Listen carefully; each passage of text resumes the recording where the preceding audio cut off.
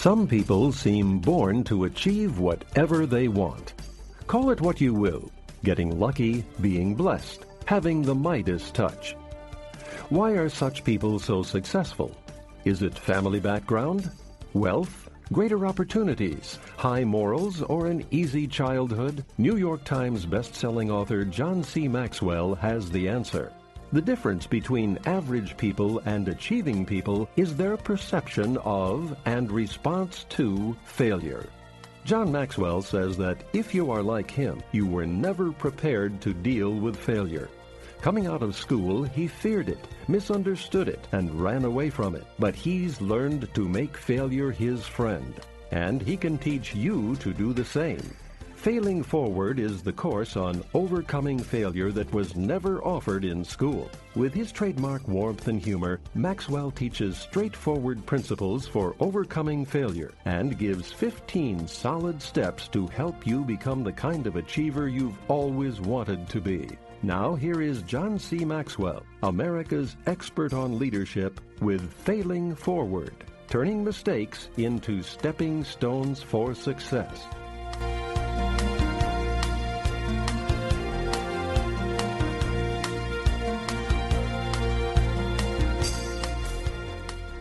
Chapter 1.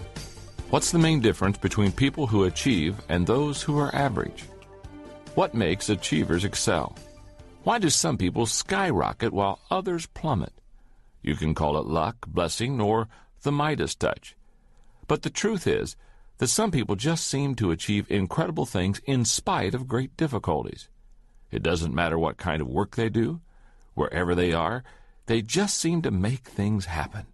Certainly all people like to think of themselves as above average, but achievers seem to leave average in the dust.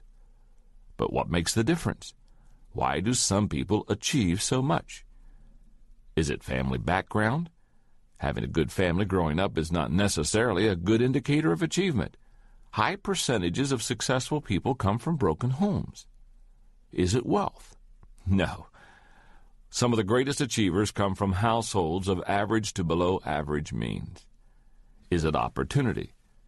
Two people with similar gifts, talents, and resources can look at a situation and one person will see a tremendous opportunity while the others see nothing. Opportunity is in the eye of the beholder. Is it high morals? I wish that were the key, but it's not. I've known people with high integrity who achieve little, and I've known scoundrels who are high producers. Is it the absence of hardship? For every achiever who has avoided tragedy, there's a Helen Keller who overcame extreme disabilities or a Viktor Frankl who survived absolute horrors. So that's not it either. None of those is the key. When it comes right down to it, I know of only one factor that separates those who consistently shine from those who don't. The difference between average people and achieving people is their perception of and response to failure. Throughout our time together, I want you to continually think of what I have just shared with you. In fact, I want to repeat it again, because it's the most important statement in the entire book. The difference between average people and achieving people is their perception of and response to failure. Nothing else has the same kind of impact on people's ability to accomplish their desires. How people see failure and deal with it impacts every aspect of their lives. Yet that ability seems difficult to acquire. Most people don't know where to start looking to get it. I haven't always been good at failing forward. It's certainly not something they tried to teach me in school. Take a look at some of my previous attitudes toward failure and see if your experience was similar. First, I feared failure. On the first day of class, when I was a college freshman, one professor walked in and boldly declared, "Half of you in this room will not pass this class." What was my first response? Fear. Up to that time, I'd never failed a class, and I certainly did not want to start. So the first question I asked myself was, what does the professor want? School became a game that I wanted to win. Second, I misunderstood failure. As a child, I thought failure was a percentage. 69 and lower was failure, 70 and above was success. But failure isn't a percentage or a test. It's not a single event. It is a process. Third, I was unprepared for failure. When I graduated from college with my bachelor's degree, I wasn't at all prepared for what was ahead of me. I found that out in my first job. As the pastor in a small rural church, I did everything the people might expect of me and then some. But to be honest, I was as concerned about getting everyone to like me as I was with helping people. In the type of church I led, each year the people vote to decide whether to allow the leader to keep his job. And the leaders I had met loved to brag about the unanimous affirming votes that they received from their people. So imagine my surprise when the votes came back 31 yeses, 1 no, and 1 abstention. It was at that moment that I realized what an unrealistic view I had of success and failure. And as I've helped leaders to grow and develop through the years, I've seen that most people are in the same boat. In Leadership magazine, J. Wallace Hamilton states, "Failure is far more common than success. Poverty is more prevalent than wealth. And disappointment more normal than arrival." Right now, you're getting the chance to sign up with me for a class you never got a chance to take in school, one on failure. Because in life, the question is not if you will have problems, but how you're going to deal with your problems. Are you going to fail forward or backward? When I think of people who are able to look trouble in the eye and forge ahead, one of the first who comes to my mind is Mary Kay Ash. I admire Mary Kay. She overcame a lot of obstacles in her career, and she never let failure get the better of her. Mary Kay's first career was in direct sales, and she was quite successful. But she also found that it was difficult for a woman to progress in a corporate world, especially in the 1950s and early 1960s. So after 25 years of success, she decided to retire. But that didn't last long. By the time a month passed, she was stir-crazy. She was ready to start her own business. She decided on a cosmetic business that would give every woman who worked in it unlimited opportunities. She purchased the formulas to the best beauty products she ever found, worked up a marketing plan, and prepared to set up her corporation. It didn't take long for her to hit her first obstacle. When she visited her attorney to set up her corporation, he insulted her and predicted her failure. She got similar treatment from her accountant. Despite their attempts to discourage her, she moved ahead. She sank her $5,000 life savings into her new business. She put her husband to work on the administrative side of things as she worked feverishly to prepare the product, design the packaging, write the training, and recruit consultants. But then a month before she was open for business, her husband died of a heart attack right at their kitchen table. Most people would never have been able to go on after that. But not Mary Kay. She kept going. And on September 13, 1963, she launched her business. Today, the company has over $1 billion in annual sales, employs 3,500 people, and empowers 500,000 direct sales consultants in 29 markets worldwide.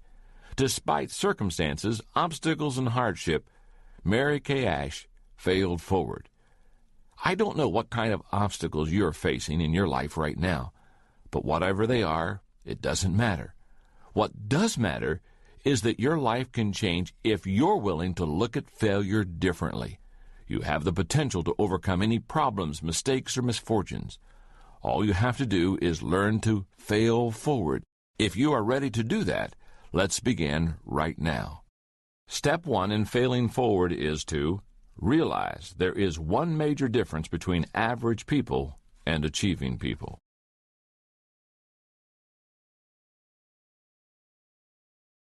Chapter 2. Get a new definition of failure and success. On August 6, 1999, a Major League Baseball player stepped up to home plate in Montreal and made another out, the 5,113th one of his professional career. If a player were to make all of those outs consecutively, he would play 8 seasons without ever reaching first base. Was the player discouraged that night? No.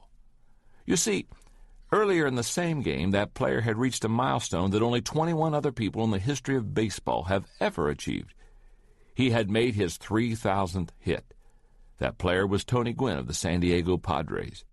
During that game, Tony got on base with hits 4 times in 5 tries, but that's not the norm for him. Usually he fails to get a hit 2 times out of every 3 attempts. Those results may not sound very encouraging, but if you know baseball, you recognize that Tony's ability to succeed consistently only 1 time in 3 tries has made him the greatest hitter of his generation. And Tony recognizes that to get your hits, you've got to make a lot of outs.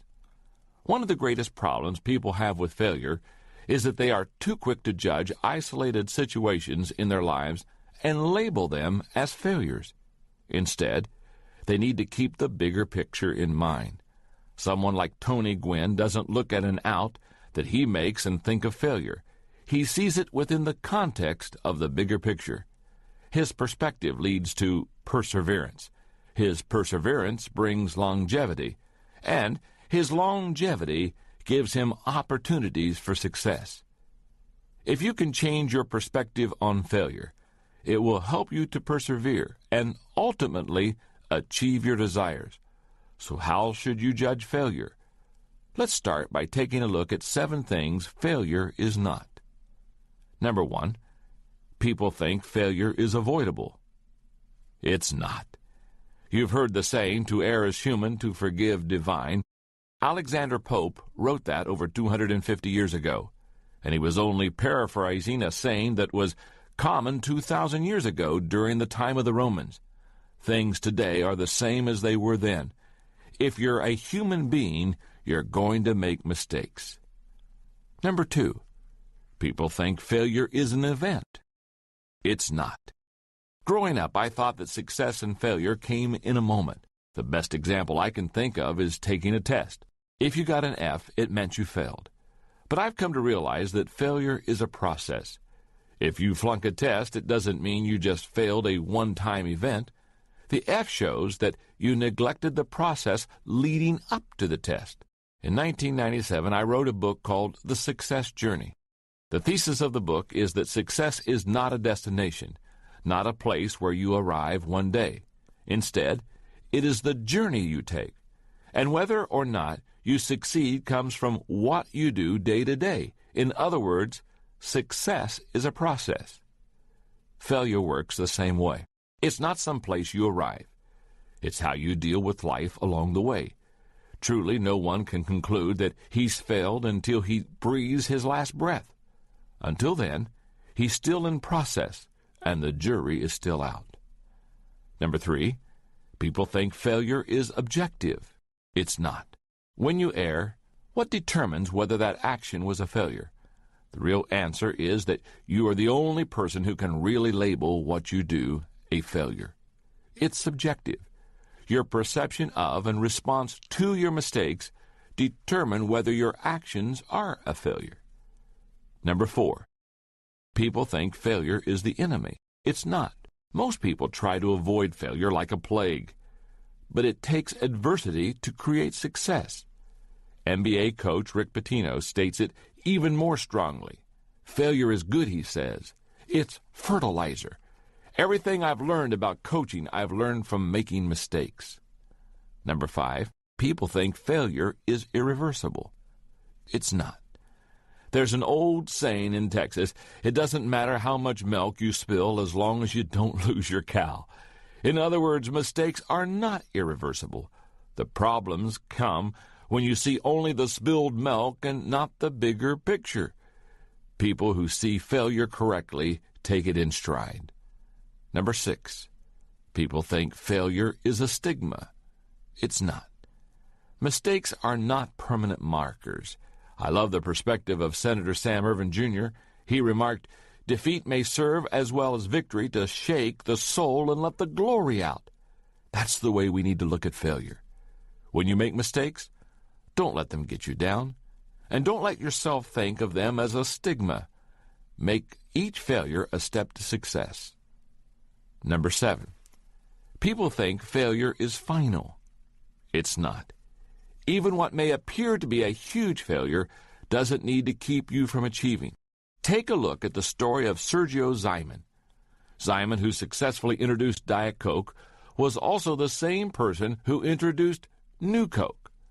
That move was an abysmal failure that lasted 79 days and cost the company about $100 million. People hated New Coke, and it caused Simon to have to leave the company. But Simon's problems with New Coke didn't keep him down.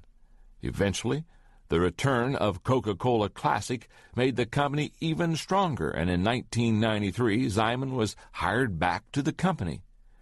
If you tend to focus on the extremes of success and failure, and to fixate on particular events in your life, try to put things into perspective. When you do, you'll be able to share the philosophy of someone like the Apostle Paul, who was able to say, "I have learned in whatever state I am to be content." And that was saying a lot, considering that Paul was shipwrecked, whipped, beaten, stoned, and imprisoned. Throughout everything, his faith enabled him to maintain perspective. The terrible truth is that all roads to achievement lead through the land of failure. It has stood firmly between every human being who had a dream and the realization of that dream.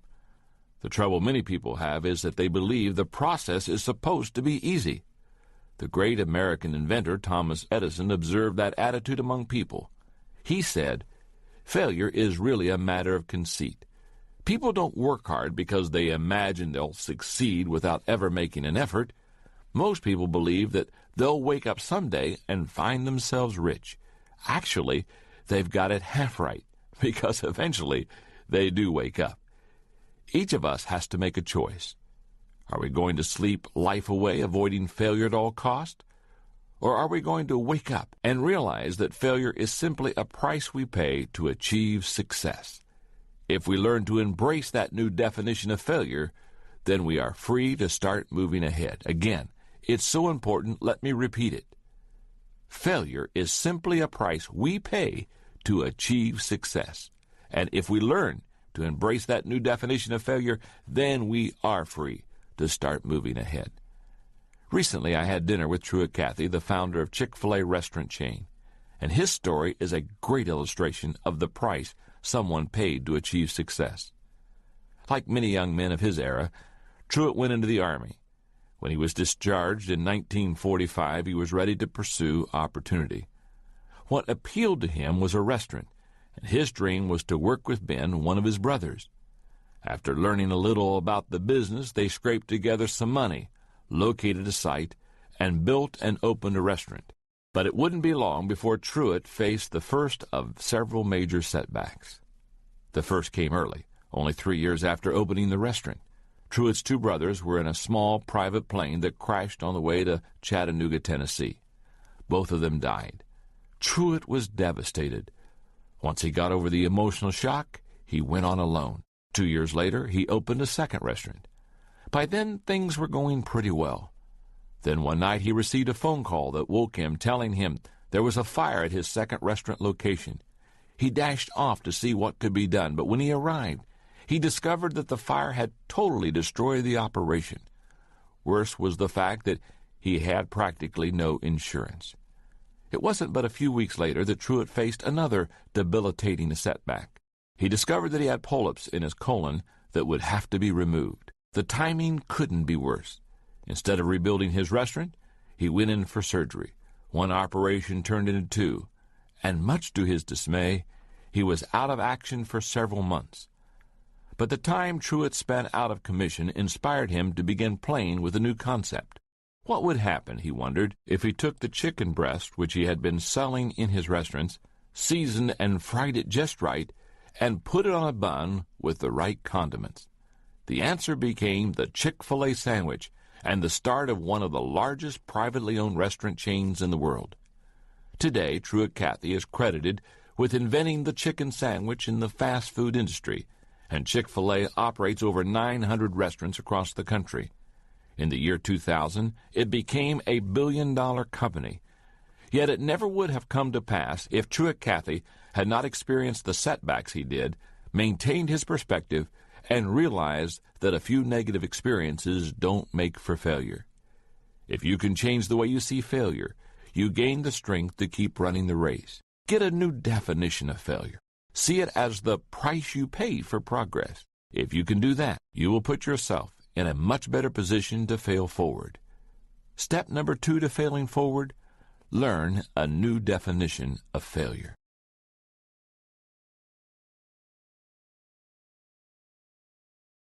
Chapter 3.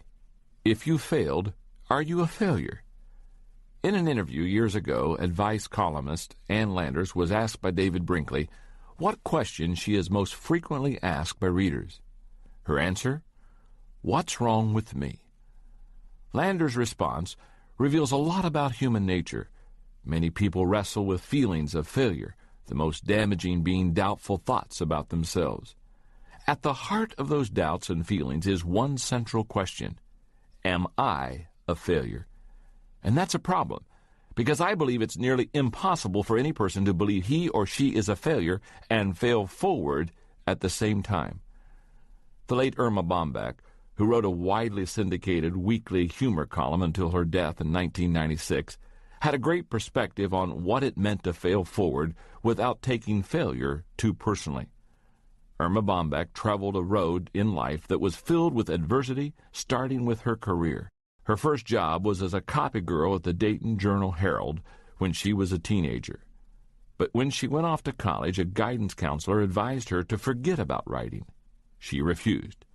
Later, she transferred to the University of Dayton and in 1949 graduated with a degree in English. Soon afterwards, she began working as a writer for the obituary column and the Woman's Page. In 1964, Bombeck was able to convince the editor of a small neighborhood newspaper to let her write a weekly humor column, and that opened a door for her.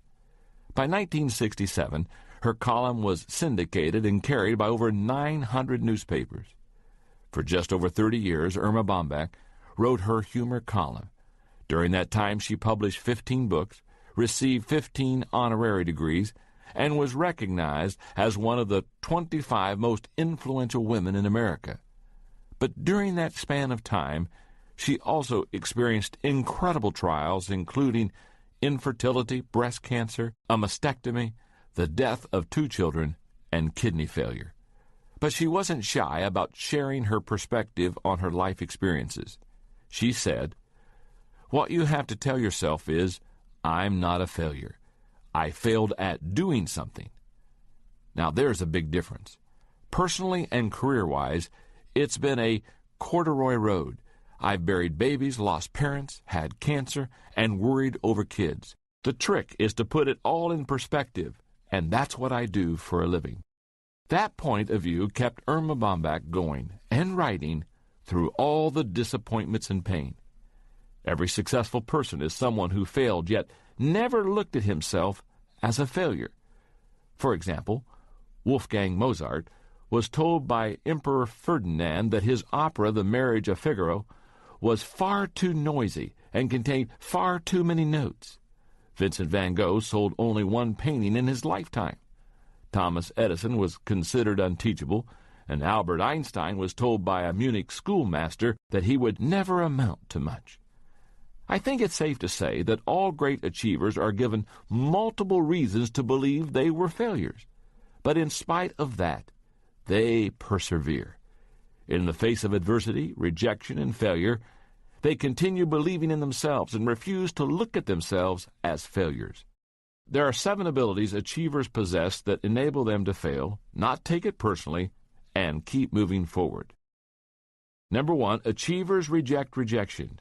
People don't give up trying because they don't base their self-worth on their performance. Instead, they have an internally based self-image. Rather than saying, "I am a failure," they say, "I missed that one," or "I made a mistake." To keep the right perspective, take responsibility for your actions, but don't take failure personally. Number 2, achievers see failure as temporary. For example, take the case of United States President Harry S. Truman. In 1922, he was 38 years old, in debt, and out of work. In 1945, he was the most powerful leader of the free world, occupying the highest office in the land. If he had seen failure as permanent, he would have remained stuck and never would have kept trying and believing in his potential. Number 3, achievers see failures as isolated incidents. When achievers fail, they see it as a momentary event, not a lifelong epidemic. It's not personal. So if you want to succeed, don't let any one incident color your view of yourself. Number 4, achievers keep expectations realistic. Something that happened on baseball's opening day in 1954 illustrates this point well. The Milwaukee Braves and the Cincinnati Reds played one another, and a rookie for each team made their major league debuts during that game. The rookie who played for the Reds hit 4 doubles and helped his team win with a score of 9-8. The rookie for the Braves went 0 for 5. The Reds player was Jim Greengrass, a name that you may never have heard. The other guy, who didn't get a hit, might be more familiar to you. His name was Hank Aaron. If Aaron's expectations for that first game had been unrealistic, who knows? He might have given up baseball. Surely he wasn't happy about his performance that day, but he didn't think of himself as a failure. He wasn't about to give up easily. Number 5, achievers focus on strengths. Another way achievers keep themselves from personalizing failure is by focusing on their strengths. Bob Butera, president of the New Jersey Devils hockey team, was asked what makes a winner. He answered that what distinguishes winners from losers is that winners concentrate at all times on what they can do, not on what they can't do. If a weakness is a matter of character, it needs much attention. Focus on it until you shore it up. Otherwise, the best bet for failing forward is to develop and maximize your strengths. Number 6, achievers vary approaches to achievement. In The Psychology of Achievement, Brian Tracy writes about 4 millionaires who made their fortunes by age 35. They were involved in an average of 17 businesses before finding that one that took them to the top. They kept trying and changing until they found something that worked for them. Achievers are willing to vary their approaches to problems. Number 7, achievers bounce back. Psychologist Simone Carruthers says life is a series of outcomes. Sometimes the outcome is what you want. Great. Figure out what you did right. Sometimes the outcome is what you don't want. Great. Figure out what you did wrong so that you don't do it again. That's the key to bouncing back. That's the way to take yourself out of failure. One of the best stories I've ever heard of someone who refused to take failure personally is that of Daniel Rudiger. You may have seen the film, which was based on his life, called Rudy. The first of 14 children in a poor working-class family, Rudy loved football as a kid and believed that might be his ticket out of Joliet, Illinois. But his heart was much greater than his physique. He was slow, and at 5 feet 6 inches tall and 190 pounds, he wasn't exactly built for the game. As a senior, he began dreaming about attending Notre Dame and playing football there. But Rudy faced another problem. His grades showed less promise even than his physique. And for the next several years, Rudy changed his focus from one thing to another. He was more determined than ever to go to Notre Dame despite the criticism of his family, friends, and co-workers. He knew that he was not a failure, and he would find a way to go to South Bend. Eventually, Rudy quit his job, moved to South Bend, and managed to get into Holy Cross College, a community college affiliated with the university. He attended the college for 2 years and earned a 4-point average every semester before Notre Dame accepted him. He entered his dream school at age 26, 8 years after graduating from high school. With 2 years of sports eligibility remaining, he went out for football. He made the team as a scrub, one of the warm bodies that they put in practice to keep the good players sharp. But Rudy worked hard anyway. And in the final game of his final season, Rudy got to live his dream by getting into a game as a player. In the movie, Rudy Rudiger gets in for only one play at the end of the game. But that's not how it really happened. In real life, he had 2 chances to get the quarterback.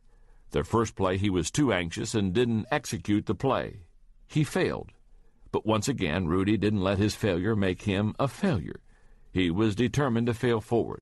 When they snapped the ball the second time, he put the moves he'd rehearsed in his mind on the guy over him, and he sacked the quarterback. Overjoyed, the team carried him off the field in celebration. Rudy says it's the only time that has happened to a player in the history of Notre Dame football. The great thing about Rudy's story is that he doesn't have the athletic ability of Michael Jordan, nor is he a genius like Mozart, Van Gogh, Edison, or Einstein. He's just a regular person like you and me. The only reason he's an achiever instead of average is that he refused to let failure get the better of him. He learned that no matter how many times you fail, it doesn't have to make you a failure. Step number 3 to failing forward: remove the you from failure.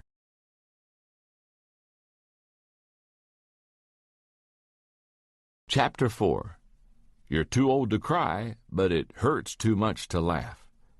Just about everyone has heard of the Wright brothers.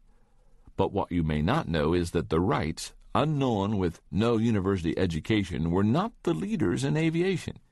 They were obscure at best, and another man was expected to put the first manned airplane into the air.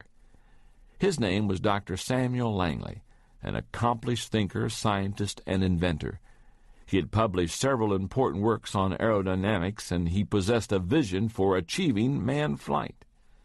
In 1898, he approached the United States War Department for funding to design and build an airplane to carry a man aloft, and they gave him a commission of $50,000, a huge sum at that time.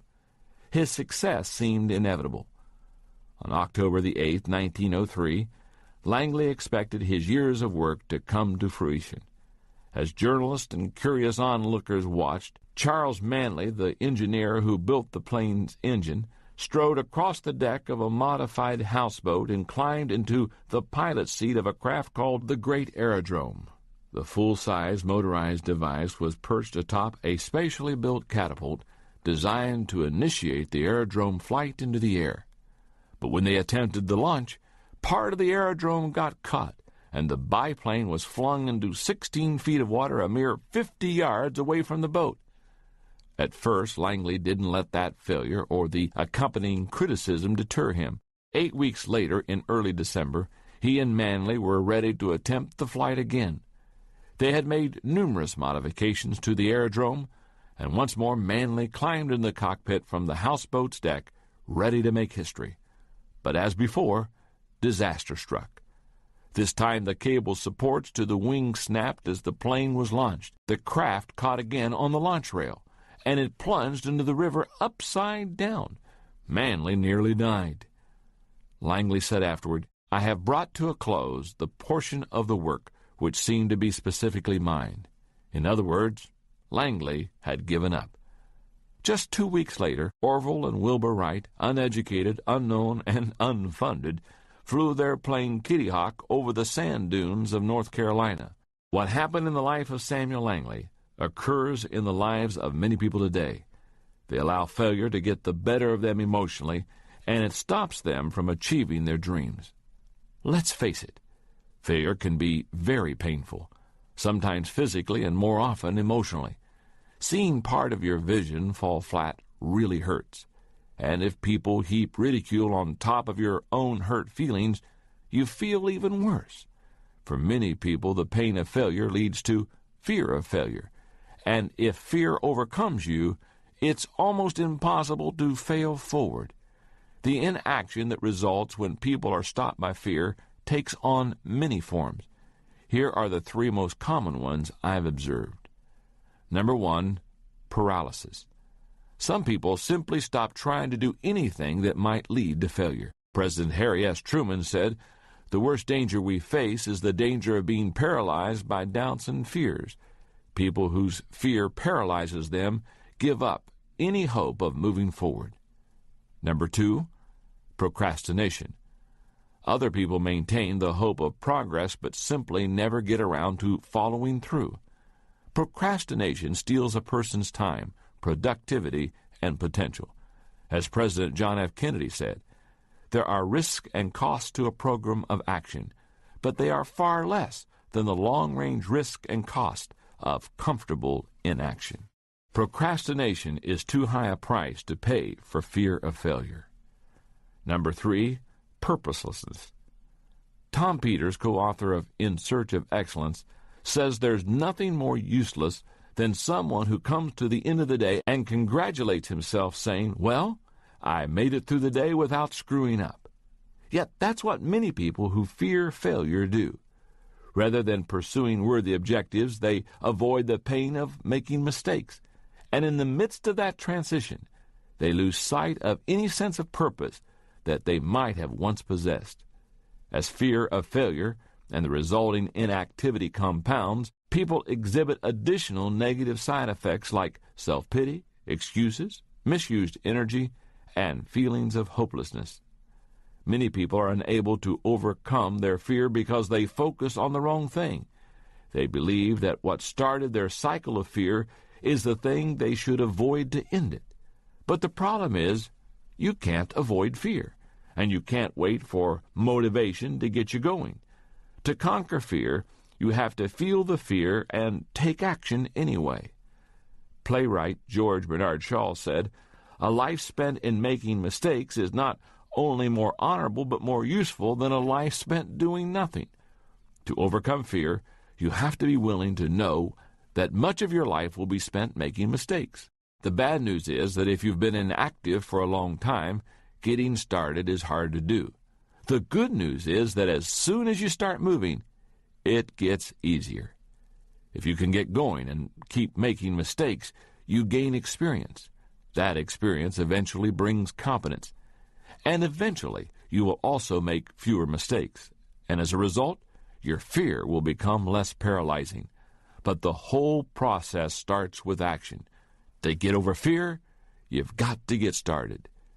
Many unsuccessful people get paralyzed by fear.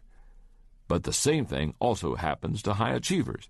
For example, when you look at the life of one of the great composers, George Frederick Handel, you see a successful person who found himself in a rut that he desperately needed to break out of. Handel was a musical prodigy, but despite Handel's talent and fame, he faced considerable adversity. Competition with rival English composers was fierce. Audiences were fickle and sometimes didn't turn out for his performances, and he was frequently the victim of the changing political winds of the time. Several times he found himself penniless and on the verge of bankruptcy, and the pain and rejection of failure was difficult. Then his problems were compounded by failing health. He suffered a stroke which left his right arm limp and caused him to lose the use of 4 fingers on his right hand. And though he recovered, it left him despondent. Finally, in 1741, at only 56 years old, Handel decided that it was time to retire. He was discouraged, miserable, and consumed with debt. So on April 8, he gave what he considered his farewell concert. Disappointed and filled with self-pity, he gave up. But in August of that year, something incredible happened. A wealthy friend named Charles Jennings visited Handel and gave him a libretto based on the life of Christ. The work intrigued Handel, enough to stir him to action. He began writing, and immediately the floodgates of inspiration opened in him. His cycle of inactivity was broken. For 21 days he wrote almost nonstop. Then he spent another 2 days creating the orchestrations. In 24 days, he had completed the 260-page manuscript. He called the piece Messiah. When it comes to getting over the emotional hurts of failure, it really doesn't matter how good or bad your personal history is. The only thing that matters is that you face your fear and get moving. Do that, and you give yourself the opportunity to learn how to fail forward. Step number 4 to failing forward: take action and reduce your fear.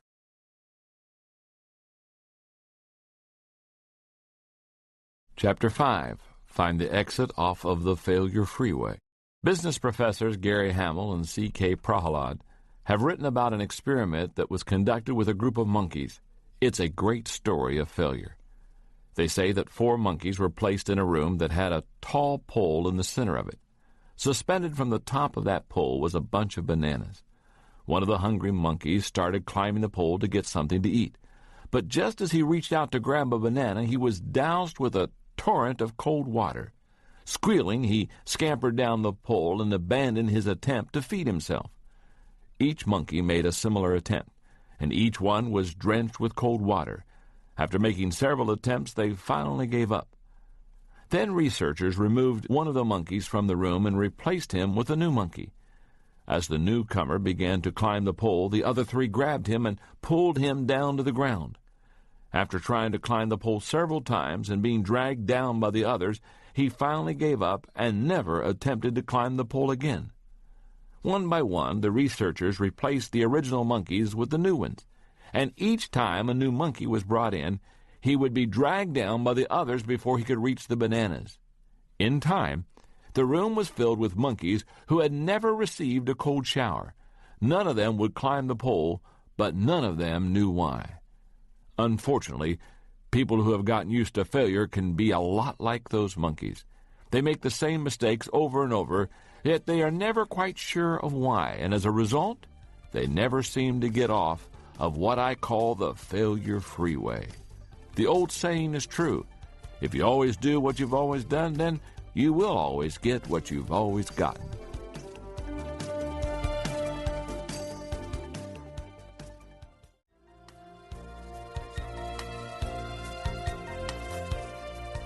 What starts people down the failure freeway is a common mistake, failure, or mess-up. But people who stay on the failure freeway don't think that it's their fault. They see every obstacle or error as somebody else's fault, and as a result, they generally respond in one or more of the following ways. Number one, they blow up. One of the reactions to failure that keeps people driving on the failure freeway is anger. You've probably seen it. People make a minor mistake and angrily overreact to it, taking out their frustration on themselves or others around them. But if a person doesn't govern his temper, it will govern him. Number two, they cover up. People's desire to make sure others don't see their mistakes isn't always so humorous. For example, take the case of Nicholas Leeson. In 1995, the 28-year-old worked for the British bank Barings. He controlled huge amounts of money for the organization, which he tried to increase through what's called casino-style investing. When Leeson's dealings resulted in huge losses, he covered them up and made even riskier trades to try to recoup his losses. Ultimately, his actions cost Barings $1.3 billion. He single-handedly put one of the oldest banks in the world out of business. It's in the nature of people to try to cover up their mistakes. That tendency is as old as Adam and Eve in the Garden of Eden. But anyone who wants to get off the failure freeway needs to fess up rather than cover up. Number three, they speed up. People who are particularly stubborn will sometimes try to leave their troubles behind by working harder and faster, but without changing their direction. They're like the person trying to get the square peg into the round hole, who first tries to place the peg into the hole and then tries to shove it in, then takes a hammer and tries to pound it in. They're working hard, but getting nowhere. Number four, they back up. When my wife Margaret and I were raising our two children, we found that our son had a mind and a will of his own. And when he did something wrong, his first move was to lie. Then he'd back up and try to cover it up. I can still picture his offended expression as he emphatically denied having eaten the chocolate candy, with his 9-year-old face smeared with chocolate. Margaret and I worked very hard to break him of that inclination. I'm relieved that today my boy Joel is a man, and when he's wrong he admits it. And that's good, because nobody can exit off the failure freeway if he keeps backing up. Number five, they give up. If you stay on the failure freeway long enough, you eventually slow up. It's similar to what happens on the Interstate 285 loop around my hometown of Atlanta at rush hour gridlock. And that's when a lot of people simply give up. Personal growth expert Paul J. Meyer believes that 90% of all those who fail are not actually defeated, they simply quit. There's really only one solution to the gridlock you find on the failure freeway, and that's to wake up and find the exit. To leave the road of continual failure, a person must first utter the three most difficult words to say: I was wrong. He has to open his eyes, admit his mistakes, and accept complete responsibility for his current wrong actions and attitudes. Every failure you experience is a fork in the road. It's an opportunity to take the right action, learn from your mistakes, and begin again. The only way to exit the failure freeway and see the new territory of achievement is to take full responsibility for yourself and your mistakes. As Michael Korda, editor-in-chief of Simon & Schuster, says, success on any major scale requires you to accept responsibility. In the final analysis, the one quality that all successful people have is the ability to take on responsibility. The fight to take responsibility occurs within, and rarely does talent, intelligence, or opportunity make the difference in whether a person wins that battle. What it takes is character. That's why Stuart B. Johnson said that our business in life is not to get ahead of others, but to get ahead of ourselves. But unfortunately, not everyone learns the lesson of accepting responsibility for their actions. One of the most unusual stories I've ever encountered about someone on the failure freeway is that of Rosie Ruiz. Back in 1980, she was the first woman to cross the finish line of the Boston Marathon with the third fastest woman's time ever. But from the moment that she finished the race, people were suspicious of her victory. The person most shocked was Jacqueline Garrow. Though not favored to win the race, Garrow had been training to run it for 3 years. And during the course of the race, she had pulled ahead of all the other women. But about a mile from the finish line, another woman suddenly appeared, running ahead of her. And that other woman, Ruiz, finished before her and was declared the woman's winner. The race officials were suspicious, and they immediately began to investigate. They found that Ruiz had qualified for the Boston Marathon by obtaining a fraudulent qualifying finish for the New York Marathon. They surmised that in the Boston race, Ruiz had simply jumped into a group of runners a mile from the finish line, never suspecting that she was actually ahead of all the other women. The Boston Athletic Association disqualified her, and a week later, they awarded Garrow the winner's medal. What's most amazing that is even years later, Ruiz still hadn't learned from her mistake.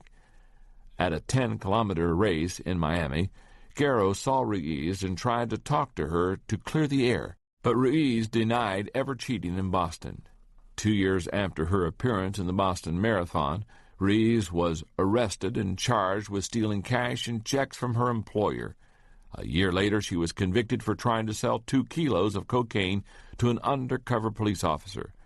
As Sir Josiah Stamp said, "It is easy to dodge our responsibilities, but we cannot dodge the consequences."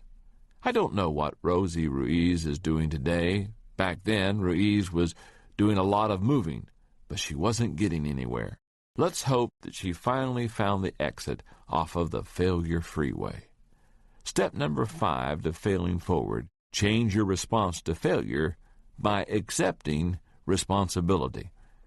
Let's take a moment and review the first 5 steps of failing forward, because it's my desire to teach you when you fail to fail forward instead of backwards. Step number 1, realize that there is one major difference between average people and achieving people. Step number 2, learn a new definition of failure. Step number 3, remove the you from failure. Step number 4, take action and reduce your fear. And step number 5, change your response to failure by accepting responsibility.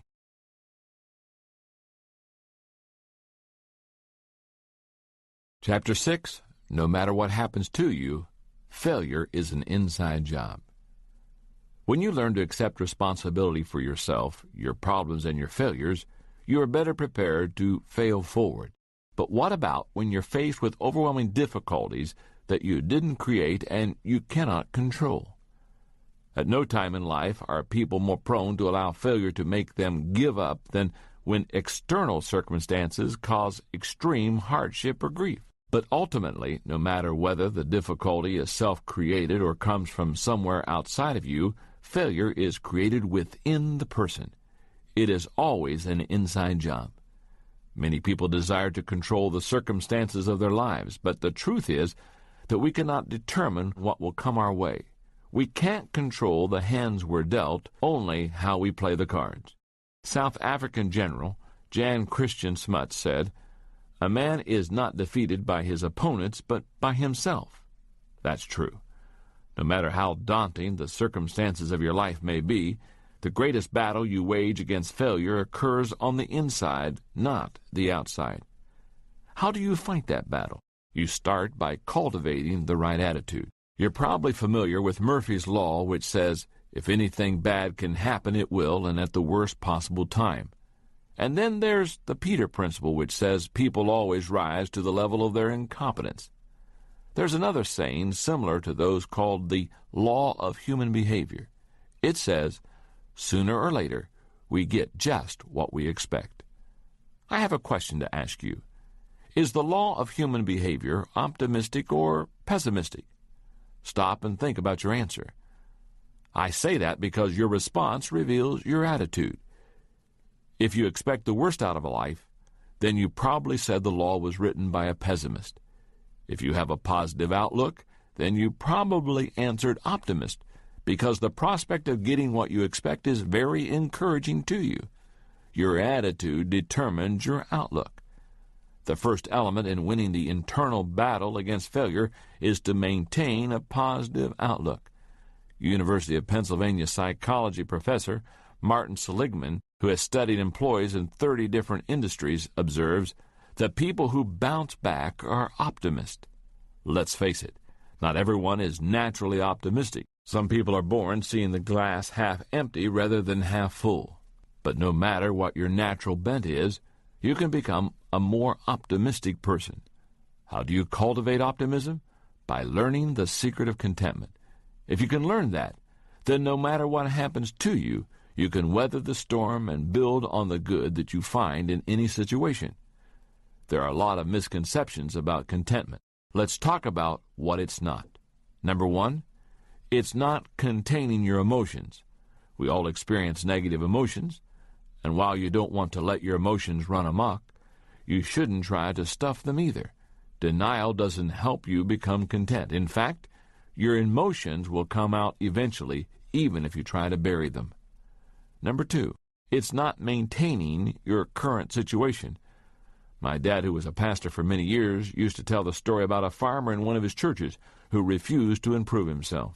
Dad would try to encourage and cajole him, but he said the old man just wouldn't change. His response to my father was always the same. I'm not making much progress, but I'm well established. One day my father was driving past that man's farm, and he saw that the old farmer's tractor was stuck in the mud. No matter what the man did, mud just flew and the tractor stayed put.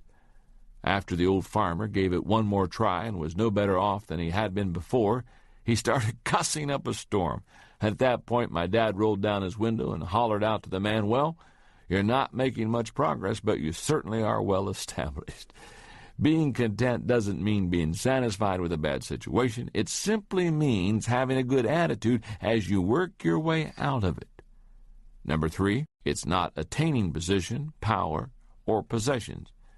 In our culture, too many people believe that contentment comes from attaining material possessions or positions of power. But they aren't the keys of contentment either. If you are tempted to believe that they are, remember the words of John D. Rockefeller. When a journalist asked him how much wealth was enough, the millionaire, who was at that time one of the richest and most powerful men in the world, answered, "Just a little more." True contentment comes from having a positive attitude. It means expecting the best in everything, not the worst, remaining upbeat even when you get beat up, seeing solutions in every problem, not problems in every solution, believing in yourself even when others don't, and holding on to hope even when others say it's hopeless. No matter what happens to you, a positive attitude comes from within. Your circumstances and your contentment are unrelated. Failure is an inside job, and so is success. If you want to achieve, you have to win the war in your own thinking first. You can't let failure outside of you get inside of you. You certainly can't control the length of your life, but you can control its width and depth. You can't control the contour of your face, but you can control its expression. You can't control the weather, but you can control the atmosphere of your mind. Why worry about things you can't control when you can keep yourself busy controlling the things that depend on you? Right now you may be saying, "That's all well and good for you, John. You haven't experienced what I have." If you still have a hard time believing that failure is really an inside job, then you need to hear the story of someone who maintained a winner's attitude while overcoming the most difficult of circumstances.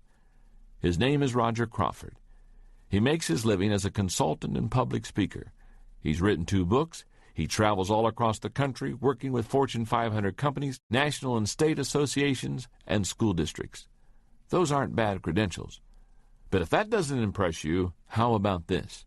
Before becoming a consultant, he was a professional tennis player certified by the United States Professional Tennis Association. Still not impressed? Would you change your opinion if I told you that Roger had no hands and only 1 foot?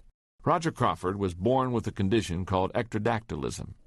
When he emerged from his mother's womb, the doctor saw that he had a thumb-like projection extending out of his right forearm and a thumb and a finger growing out of his left forearm. He had no palms. His legs and arms were shortened, and his left leg possessed a shrunken foot with only 3 toes. His foot was amputated when he was 5. Roger's parents were told by various medical professionals that he would never be able to walk, probably would not be able to take care of himself, and would never lead a normal life. But Roger's parents were determined to give him the best chance possible for living a normal life. They raised him to feel loved, to be strong, and to develop independence. You're only as handicapped as you want to be, his father used to tell him. Roger appreciated the encouragement and training that he received from his parents, but I don't think he really understood the significance of it or his achievements until he was in college and he interacted with someone who wanted to meet him. He had received a phone call from a man who had read about his tennis victories, and Crawford agreed to meet him at a nearby restaurant. When Roger stood up to shake hands with the man, he discovered that the other guy had hands that were almost identical to his. That got Crawford excited, because he thought he had found someone similar to him, but older, who could act as his mentor. But after talking with the stranger for a few minutes, he realized that he was wrong. Roger says, "Instead, what I found was someone with a bitter, pessimistic attitude who blamed all of life's disappointments and failures on his anatomy. I soon recognized that our lives and attitudes couldn't have been more different. His attitude was, the world owes me, and his problem was that the world disagreed. He was even angry with me because I didn't share his despair." The two kept in touch for several years until it dawned on Roger that even if some miracle were suddenly to give the other man a perfect body, his unhappiness and lack of success wouldn't change. He would still be at the same place in his life.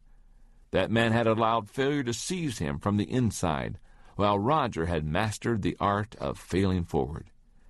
Chances are that the adversity in your life has been nowhere near as difficult as Roger Crawford's has been. And that's why his story is such an inspiration. Roger maintains that handicaps can only disable us if we let them. He says that's true not only of physical challenges, but of emotional and intellectual ones as well. He believes that the real and lasting limitations are created in our minds, not our bodies. In other words, no matter what happens, failure is an inside job. Step number 6 to failing forward. Don't let failure from outside get inside of you.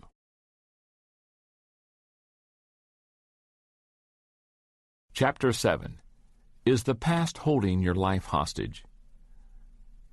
When I get a bit of time off, one of the things I like to do is play golf. Now, I'm not a great golfer. I'd say I'm average, but no matter what, I'm glad to get started golfing. And I can tell you who it was that got me interested in the sport. Arnold Palmer. Many people of my generation became golfers because of Arnold Palmer. His down-to-earth attitude, sparkling personality, rugged good looks, and incredible playing ability caused him to draw huge crowds of spectators who would follow him from hole to hole. Back then they were dubbed Arnie's Army, and it seemed they'd follow him anywhere to get a chance to see the man they called the King perform on the course. It was a first for golf, and it was sure fun to watch. One of the things about golf is that anyone can have a really bad hole, even a Hall of Famer like Arnold Palmer. The key to playing through it is to forget about your bad shots. But that can be a difficult thing to do, especially when someone erects a bronze monument to your bad hole. And that's what happened to Arnold Palmer. At the 1961 Los Angeles Open, On a par 5 ninth hole, Palmer hit a good drive and wanted to try to put the ball on the green with his second shot. With his 3-wood, Palmer hit what he believed was a good shot, but as the ball sailed, it faded to the right, hit a pole, and bounced out of bounds onto the driving range. Palmer dropped the ball, took a penalty stroke, and tried again. He had another ball out of bounds. Again, he dropped a ball and took a penalty stroke. He kept repeating this process until he finally put the ball on the green. By then, he had accumulated 10 strokes. It took him 2 more strokes with his putter to hold the ball. He finished with a 12. And because of that, he went from a few strokes behind the leaders to scoring so poorly that he was out of the tournament. Today, nearly 40 years later, if you go to the 9th hole at the Rancho Park Golf Course in Los Angeles, you will find a bronze plaque that states, "On Friday, January 6, 1961, the first day of the 35th Los Angeles Open, Arnold Palmer, voted Golfer of the Year and Pro Athlete of the Year, took a 12 on this hole." However, good golfers don't dwell on bad performances, not if they want to remain good golfers. And that has always been true of Arnold Palmer. Once when asked about his performance at the Open on hole 9, he commented, "That doggone plaque will be there long after I'm gone." But you have to put things like that behind you. That's one of the wonderful things about golf. Your next shot can be as good or bad as the last one, but you'll always get another chance.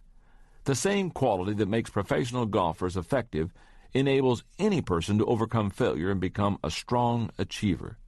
The ability to put past events behind them and move on. That quality positions a person to tackle current challenges with enthusiasm and a minimum of hindering personal baggage. In contrast, people who are unable to get over previous hurts and failures are held hostage by their past. The baggage they carry around makes it very difficult for them to move forward. It may sound like I'm making light of what happened to you in the past. I'm not. I know that people suffer genuine tragedies in this imperfect world. They lose children, spouses, parents, and friends, sometimes under horrible circumstances. People contract cancer, multiple sclerosis, AIDS, and other debilitating diseases. They suffer unspeakable abuses at the hands of others. All of those things are true. But tragedies don't have to stop a person from possessing a positive outlook, being productive, and living life to the fullest. One man is born with severe handicaps and decides the world owes him, while another, such as Roger Crawford, goes on to become a tennis pro. One person who contracts AIDS bitterly gives up on life, while another, such as basketball's Magic Johnson, builds his business and enjoys his family life. One woman experiences rape and withdraws into herself, while another, such as Kelly McGillis, overcomes the experience and becomes a successful actress in Hollywood. No matter how dark a person's past is, it need not color his or her present permanently. In my experience, the problems of people's past impact them in one of 2 ways. They experience either a breakdown or a breakthrough. Listen to the following 5 characteristics. They are signs that a person hasn't gotten over past difficulties. Number 1, comparison. If you hear people continually talk about how much harder they've had it than anyone else, chances are they are allowing themselves to be held hostage by their past. Their motto is similar to something Quentin Crisp once said, "Never keep up with the Joneses. Drag them down to your level. It's cheaper." Number 2, rationalization. Another characteristic of people trapped by their past is believing that there are good reasons not to get over past difficulties. The problem is that rationalizing creates a fog that hinders people from finding solutions to their problems. Excuses, no matter how strong, never lead to achievement. Number 3, isolation. Some people withdraw due to their past hurts. For many, it's like a natural reflex that kicks in for self-protection. It is especially sad when people who are naturally outgoing isolate themselves due to their past, because they become especially miserable. Number 4, regret. One of the greatest hindrances to living life in the present is regret. It saps a person's energy and leaves little that enables him or her to do anything positive. Number 5, bitterness. Anyone who doesn't get past the problem or the pain of the past eventually becomes bitter. It is the inevitable consequence of not processing through old injuries and tragedies. But no matter what you've experienced, remember this. There are people who had it better than you, but who have done worse. And there are people who have had it worse than you, but who've done better. The circumstances really have nothing to do with getting over your personal history. Past hurts can make you bitter or better. The choice is yours. Every major difficulty you face in life is a fork in the road. You choose which track you will head down toward breakdown or breakthrough. It is a turning point, but you determine which way you will turn. If you've been badly hurt, then start by acknowledging the pain and grieving any loss that you may have experienced. Then forgive the people involved, including yourself if needed. That will help you move on. I understand that it may be very difficult to go through this process, but you can do it. Just think, today may be your day to turn the hurts of your past into a breakthrough for the future. Don't allow anything from your personal history to keep holding you hostage. Step number 7 to failing forward. Say goodbye to yesterday.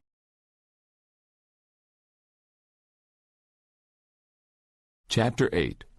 Who is this person who keeps making these mistakes?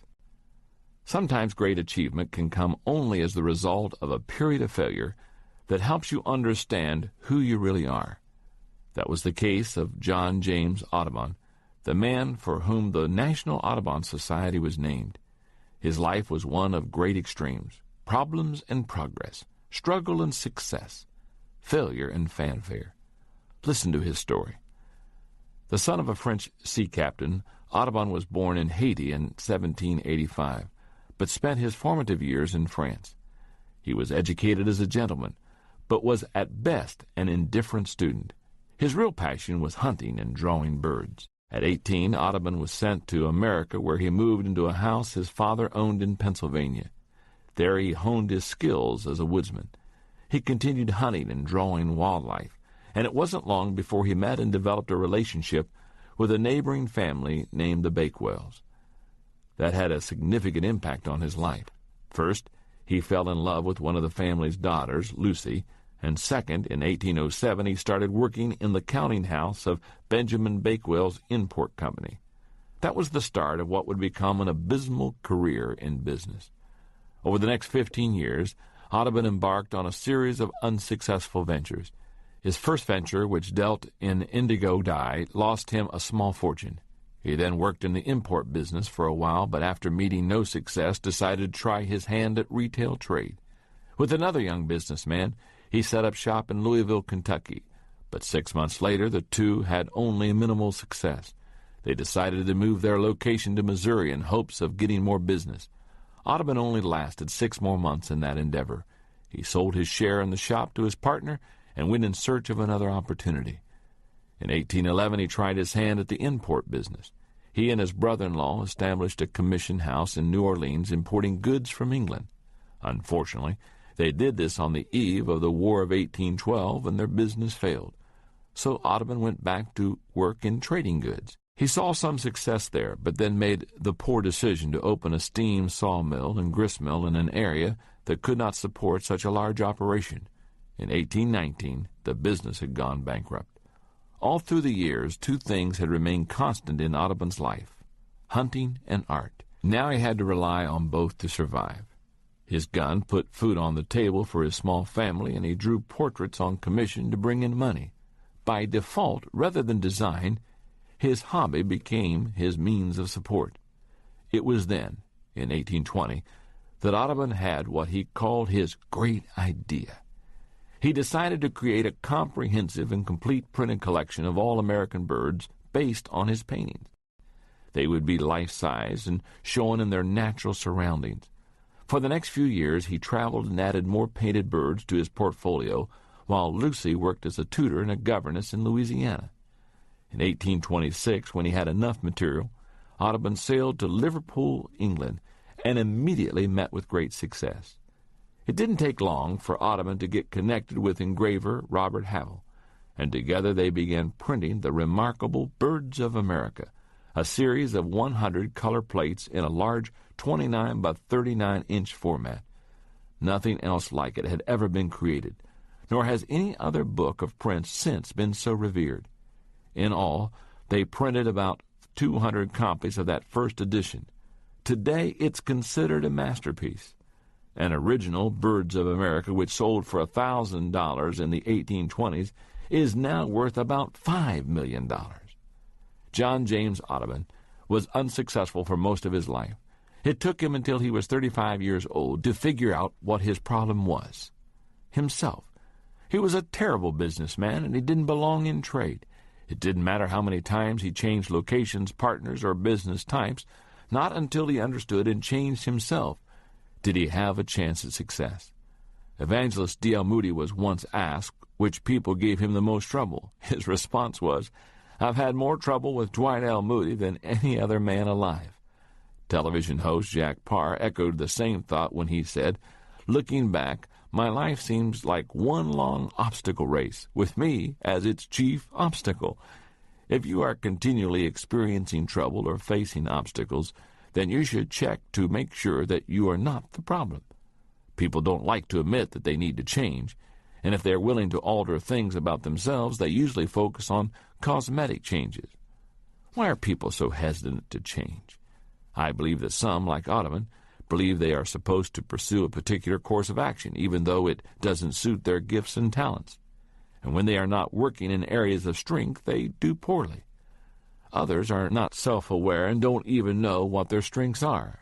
The psychologist Sheldon Kopp says, all of the significant battles are waged within the self. To have an opportunity to reach your potential, you must know who you are and face your flaws. Allow me to help you do that. Go through the following process. First, see yourself clearly. Bishop Fulton Sheen said, "Most of us do not like to look inside ourselves for the same reason we don't like to open a letter that has bad news. Most people see all the bad and deny the good, or they see all the good and deny the bad. To reach your potential, you must see both." Second, admit your flaws honestly. In Chapter 5, I stated that you must take responsibility for your actions to fail forward. But you must also take responsibility for who you are as a person. That means owning up to what you cannot do, should not do, or ought not to do. Third, discover your strengths joyfully. Working on your strengths is the next step in the process. No one ever achieved his dreams working outside of his areas of gifting. To excel, do what you do well. Fourth, build on your strengths passionately. Like Audubon, you will improve only if you enthusiastically develop whatever God-given abilities you have. You can reach your potential tomorrow if you dedicate yourself to growth today. Remember, to change your world, you must first change yourself. One of the greatest stories of change that I know of personally involves someone very close to me in my organization, the Enjoy Group, and it's my assistant, Linda Eggers. If you've ever heard me speak in person, then you've probably heard me talk about Linda. I believe Linda is the finest executive assistant in the country, but I haven't always felt that way about her. A few years ago, we experienced a rocky time in our history, and the fact that we work together now is a strong testament to her willingness and ability to take a hard look at herself, make some changes in her life, and become the kind of person she desired to be. Linda first began working for me in the mid-1980s when I was leading Skyline Church in San Diego. She began working in the church's financial office. When she attended a conference of mine on leadership, Linda realized that she felt called to work full-time with me at Enjoy. She approached me after the conference and shared her thoughts with me. Later, when Enjoy was big enough, we brought her on staff. Linda immediately became an impact player for us. Under the leadership of Dick Peterson, now the COO of the Enjoy Group and president of the Enjoy Conferences and Resources. Linda did whatever was asked of her, and that was just about everything. As we grew, she took on greater and greater responsibility, and by the early 1990s, she was Dick's right hand. Then suddenly one day, Linda quit. She gave 2 weeks' notice, and she was gone. She didn't give any explanation. She just simply bailed on us. Dick and I were shocked. A few weeks later, I found out that Linda had gone to work for an accountant friend of mine as his secretary. I was amazed because she had always been passionate about the kind of work we did. Then something even more surprising happened. I started to hear that Linda was getting very negative, and she was saying critical things about me and Enjoy. And that saddened me because I always liked her. Meanwhile, life went on. Dick hired someone to replace Linda, and the company continued growing. Then about 8 months later, I got a phone call telling me Linda wanted to see me. On the day that she came to my office, I noticed that she was shaking. And as she talked, she started to cry. First, she apologized for all the negative things that she had been saying. And then she told me why she had quit and what had led to her feelings of bitterness. Dick and I talked about it, and we offered to hire her back, but it would be in a different capacity. The only thing available at the time was a position taking incoming calls and answering correspondence. It must have been difficult for Linda, who had once been Dick's second in command, but she accepted because she really wanted to work at Enjoy. And for 3 years, Linda worked hard and did everything asked of her with excellence and a positive attitude. And over time, she began to assist Dick more and more. When I left the pastorate at Skyline in 1995 to devote myself full-time to the Enjoy group, I needed to hire a new assistant, and one of the people I considered was Linda. I knew she was highly competent. The only issue I needed to settle was whether I could trust her unconditionally. It didn't take me long to settle the issue. I knew I wanted Linda to be my assistant. If you would ask Linda today, she'd tell you that the turning point for her was the day that she looked at herself in the mirror and realized that she needed to make some changes in her life, starting with her attitude. She knows that if she hadn't, she never would have gotten the opportunity to do the work that God put her here to do. Linda continues to amaze me. I marvel at what she is capable of doing, and every time I make a positive impact on anyone with a conference or a book, she is a part of it. I wouldn't trade her for anyone else in the world. As you read this, if you're not happy with your current job, family situation, or life, look first at what you can change in yourself before trying to alter your circumstances, and recognize that not realizing what you want is a problem of knowledge. Not pursuing what you want is a problem of motivation. Not achieving what you want is a problem of persistence. If you know who you are, make the changes you must in order to learn and grow, and then give everything you've got to your dreams. You can achieve anything your heart desires. Step number 8 to failing forward. Change yourself, and your world changes.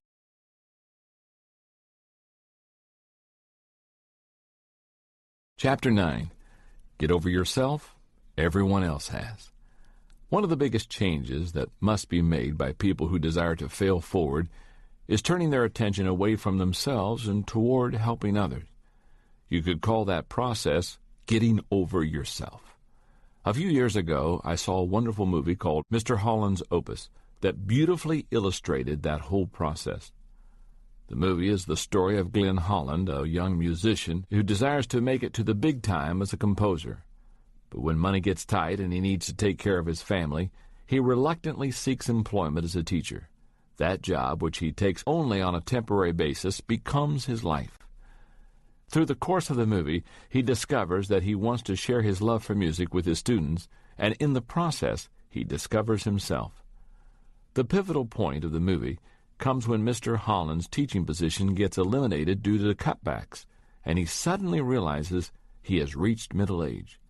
In that moment, he knows that he has forever missed his chance to pull up roots, go to New York, and take his symphony with him, which he has been writing in his spare moments for the last 20 years. Despondent and feeling rejected, he believes he has wasted his life. He is depressed and on the verge of bitterness as he leaves his classroom. He ambles dejectedly down the hall, preparing to walk out of the school for the last time.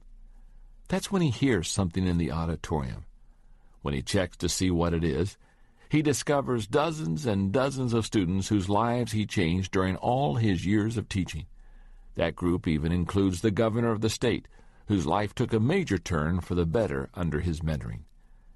Many people believe that touching the lives of others can only be done by some elite group of specially gifted people. But that's not the case. Any ordinary person, just like Glenn Holland in the movie, can make a positive impact on the lives of others.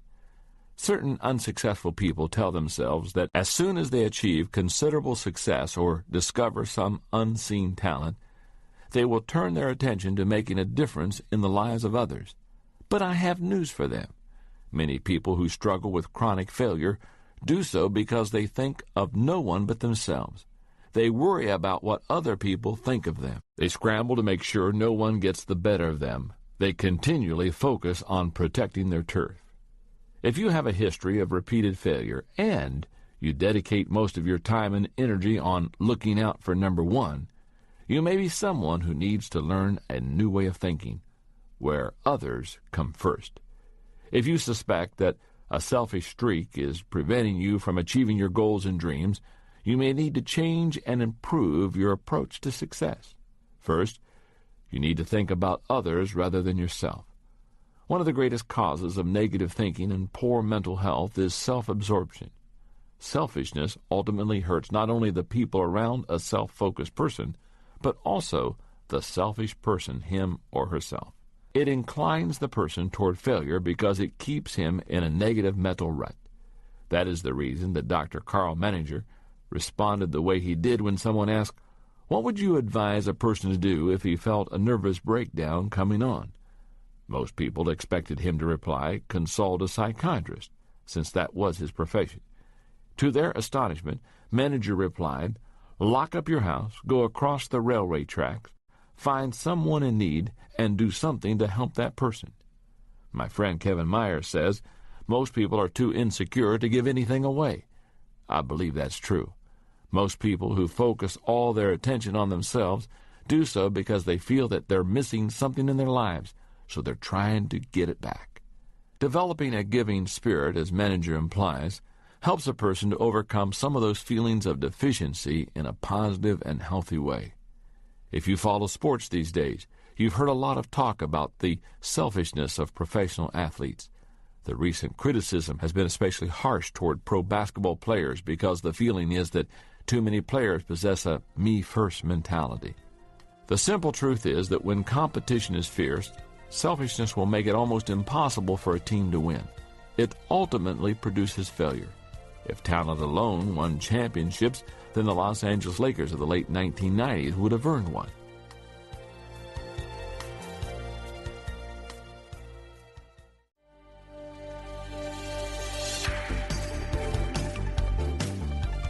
Fortunately, all the stories out of the NBA aren't about selfishness and failure. If you look at the 1999 NBA champs, the San Antonio Spurs, you can see that their victory came because the man who had been their best player for a decade knew the importance of getting over himself. The person I'm referring to is David Robinson, the 7 feet 1 inch tall center for the Spurs. In his 10 years in the NBA, Robinson has earned just about every type of award that there is for a professional basketball player. He has also been named one of the 50 greatest players in the NBA history. Despite all of Robinson's personal achievements, the one thing he had never won was an NBA championship until the 1999 season. How did he do it? By giving up the ball offensively and allowing another player, Tim Duncan, to be the hero. During the 1999 playoffs, teammate Avery Johnson commented, "What we have in David Robinson is the ultimate team player, the ultimate winner. He threw his ego out and became a totally different player for the good of the team." In 1999, Robinson put up the lowest averages of his career, but the result of Robinson's unselfishness was success for everyone on the team. If you want to win and overcome failure, you've got to get over yourself and begin helping others. How can you turn your focus from yourself and start adding value to others? You can do it by, number one, putting others first in your thinking.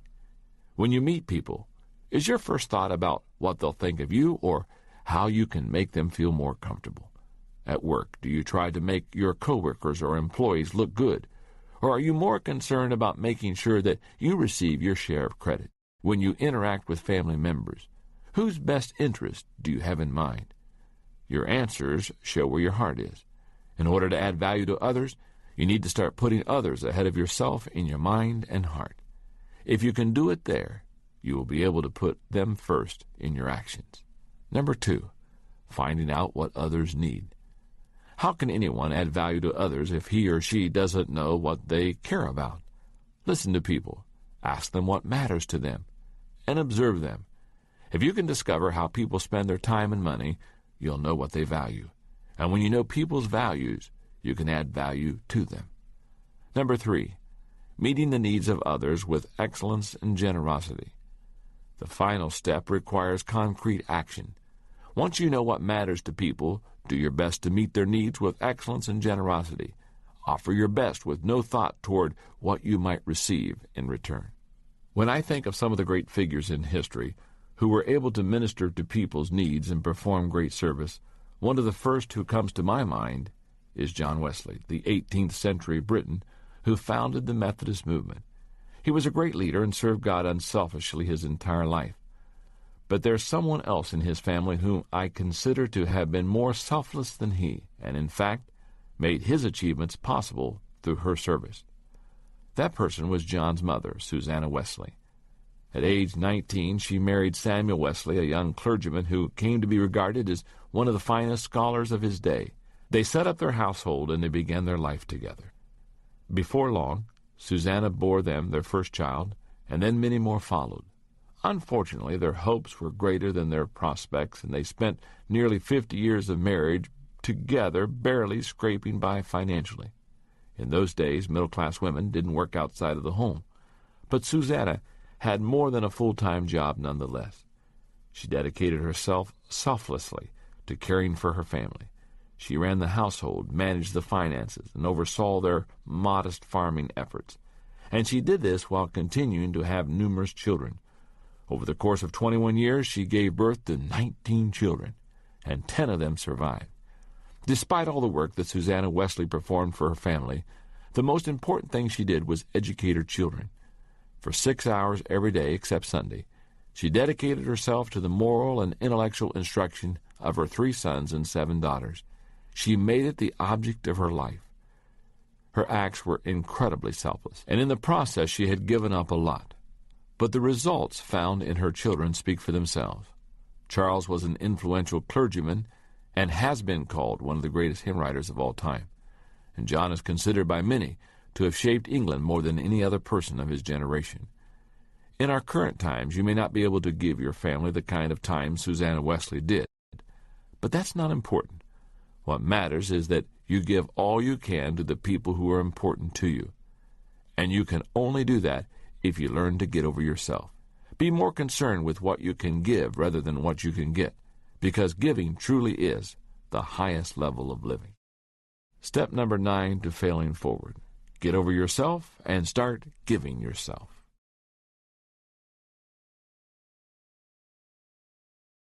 Chapter 10. Grasp the positive benefits of negative experiences.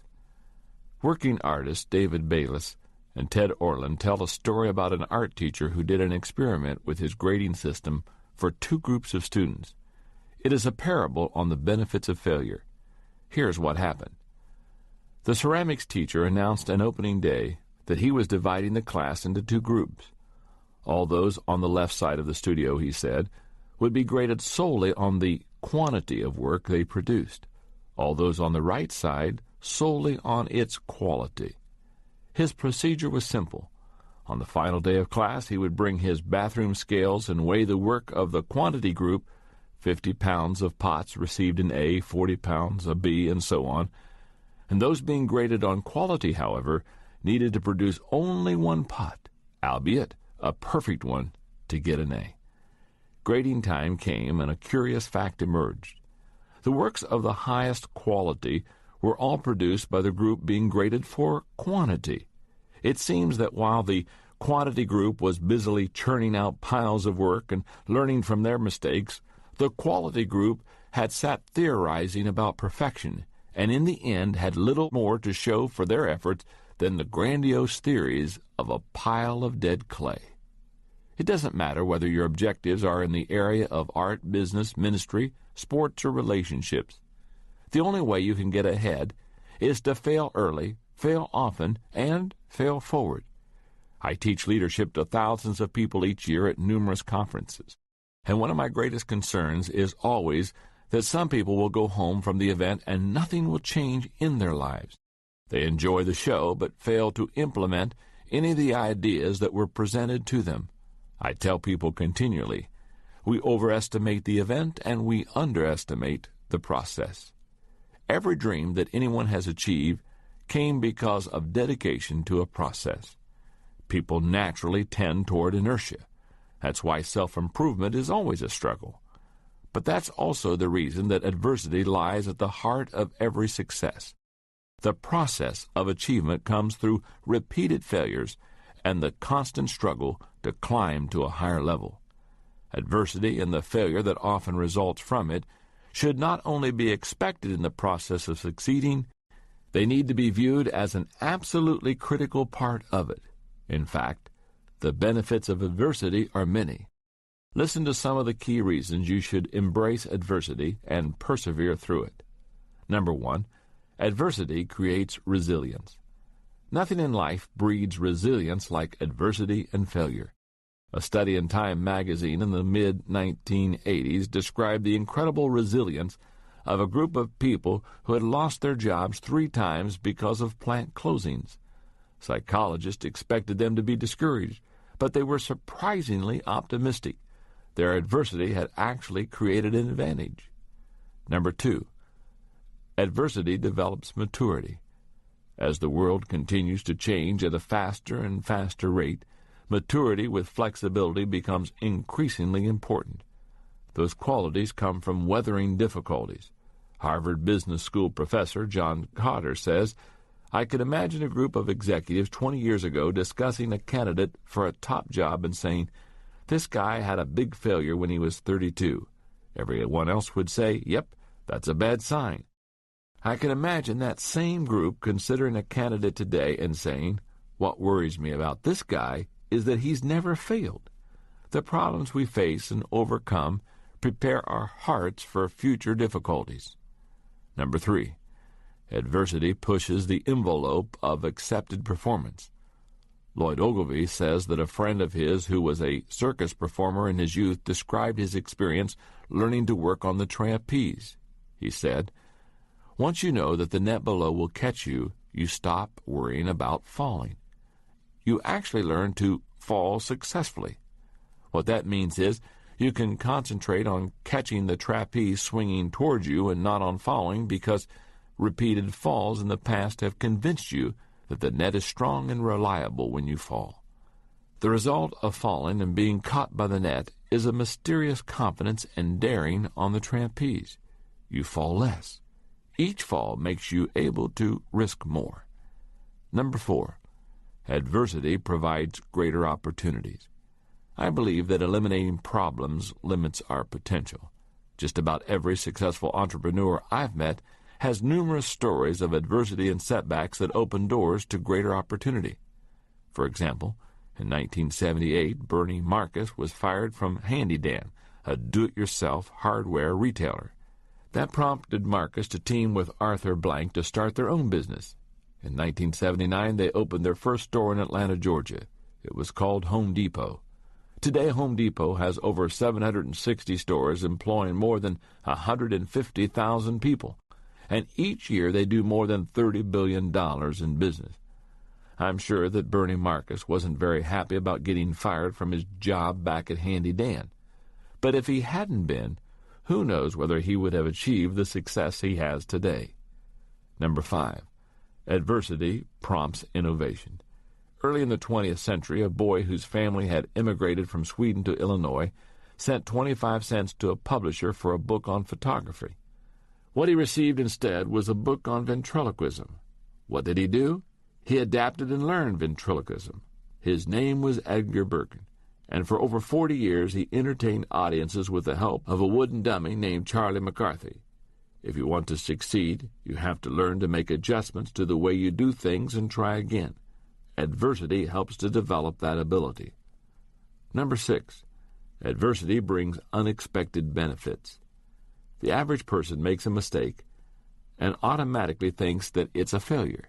But some of the greatest stories of success can be found in the unexpected benefits of mistakes. For example, most people are familiar with the story of Edison and the phonograph. He discovered it while trying to invent something entirely different. But did you also know that Kellogg's cornflakes resulted when boiled wheat was left in a baking pan overnight? Or that ivory soap floats because a batch was left in the mixer too long and had a large volume of air whipped into it? Or that Scout towels were launched when a toilet paper machine put too many layers of tissues together? Number 7, adversity motivates. Years ago, when Bear Bryant was coaching the University of Alabama's football team, the Crimson Tide was ahead by only 6 points in a game with less than 2 minutes remaining in the fourth quarter. Bryant sent his quarterback into the game with the instructions to play it safe and to run out the clock. In the huddle, the quarterback said, "Coach says to play it safe, but that's what they're expecting. Let's give them a surprise." And with that, he called a pass play. When the quarterback dropped back and threw the pass, the defending cornerback, who was a champion sprinter, intercepted the ball and headed toward the end zone, expecting to score a touchdown. The quarterback, who was not known as a good runner, took off after the cornerback and ran him down from behind, tackling him on the 5-yard line. It saved the game. After the clock ran out, the opposing coach approached Bear Bryant and asked, "What's this business about your quarterback not being a runner?" Bear Bryant replied, "Well, your cornerback was running for 6 points. My quarterback, he was running for his life." Nothing can motivate a person like adversity. If you can step back from the negative circumstances you face in life, you will be able to discover that there are almost always positive benefits to your negative experiences. You simply have to be willing to look for them. Bill Vaughan says, "In the game of life, it's a good idea to have a few early losses, which relieves you of the pressure of trying to maintain an undefeated season.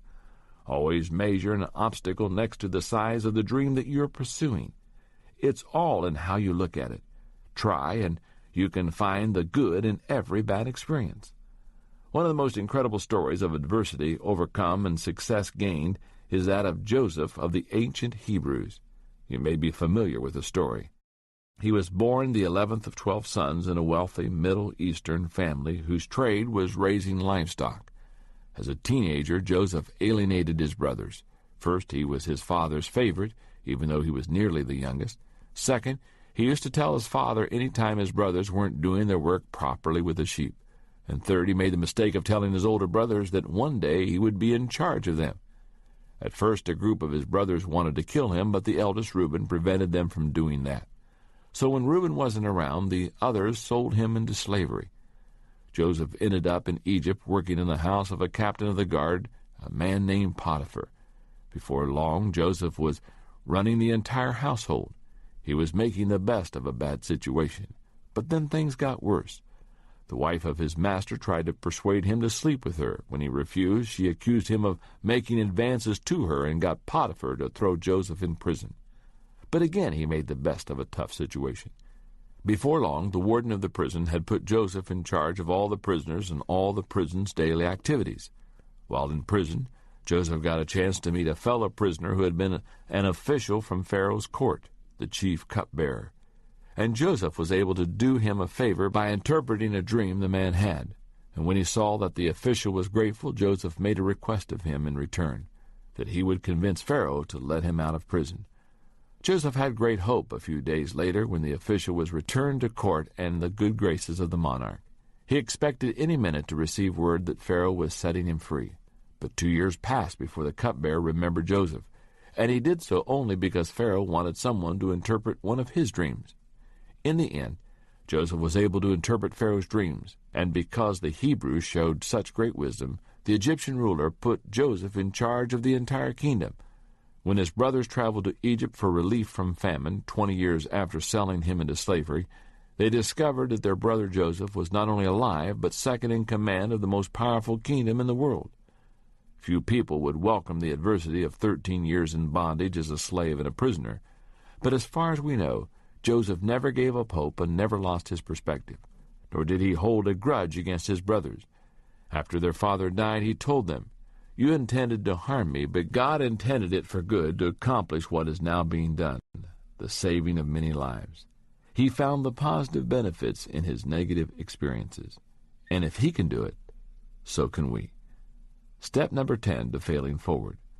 Find the benefit in every bad experience. Let's review now for a moment the first 10 steps to failing forward. Number 1, realize there is only one major difference between average people and achieving people. Number 2, learn a new definition of failure. Number 3, remove the you from failure. Number 4, take action and reduce your fear. Number 5, change your response to failure by accepting responsibility. Number 6, don't let the failure from outside get inside of you. Number 7, say goodbye to yesterday. Number 8, change yourself and your world changes. Number 9, get over yourself and start giving yourself. And step number 10 to failing forward, find the benefit in every bad experience. Take a moment before you go on in the book and look at those 10 steps to failing forward. Ask yourself, or maybe somebody that's with you, how well do I do on these 10 steps? Some, I'm sure that you are already successfully failing forward. Others, maybe instead of going forward, you're failing backward. Take a moment, evaluate yourself. Work on the weak areas. Evaluate these 10 steps so that you can confidently fail forward.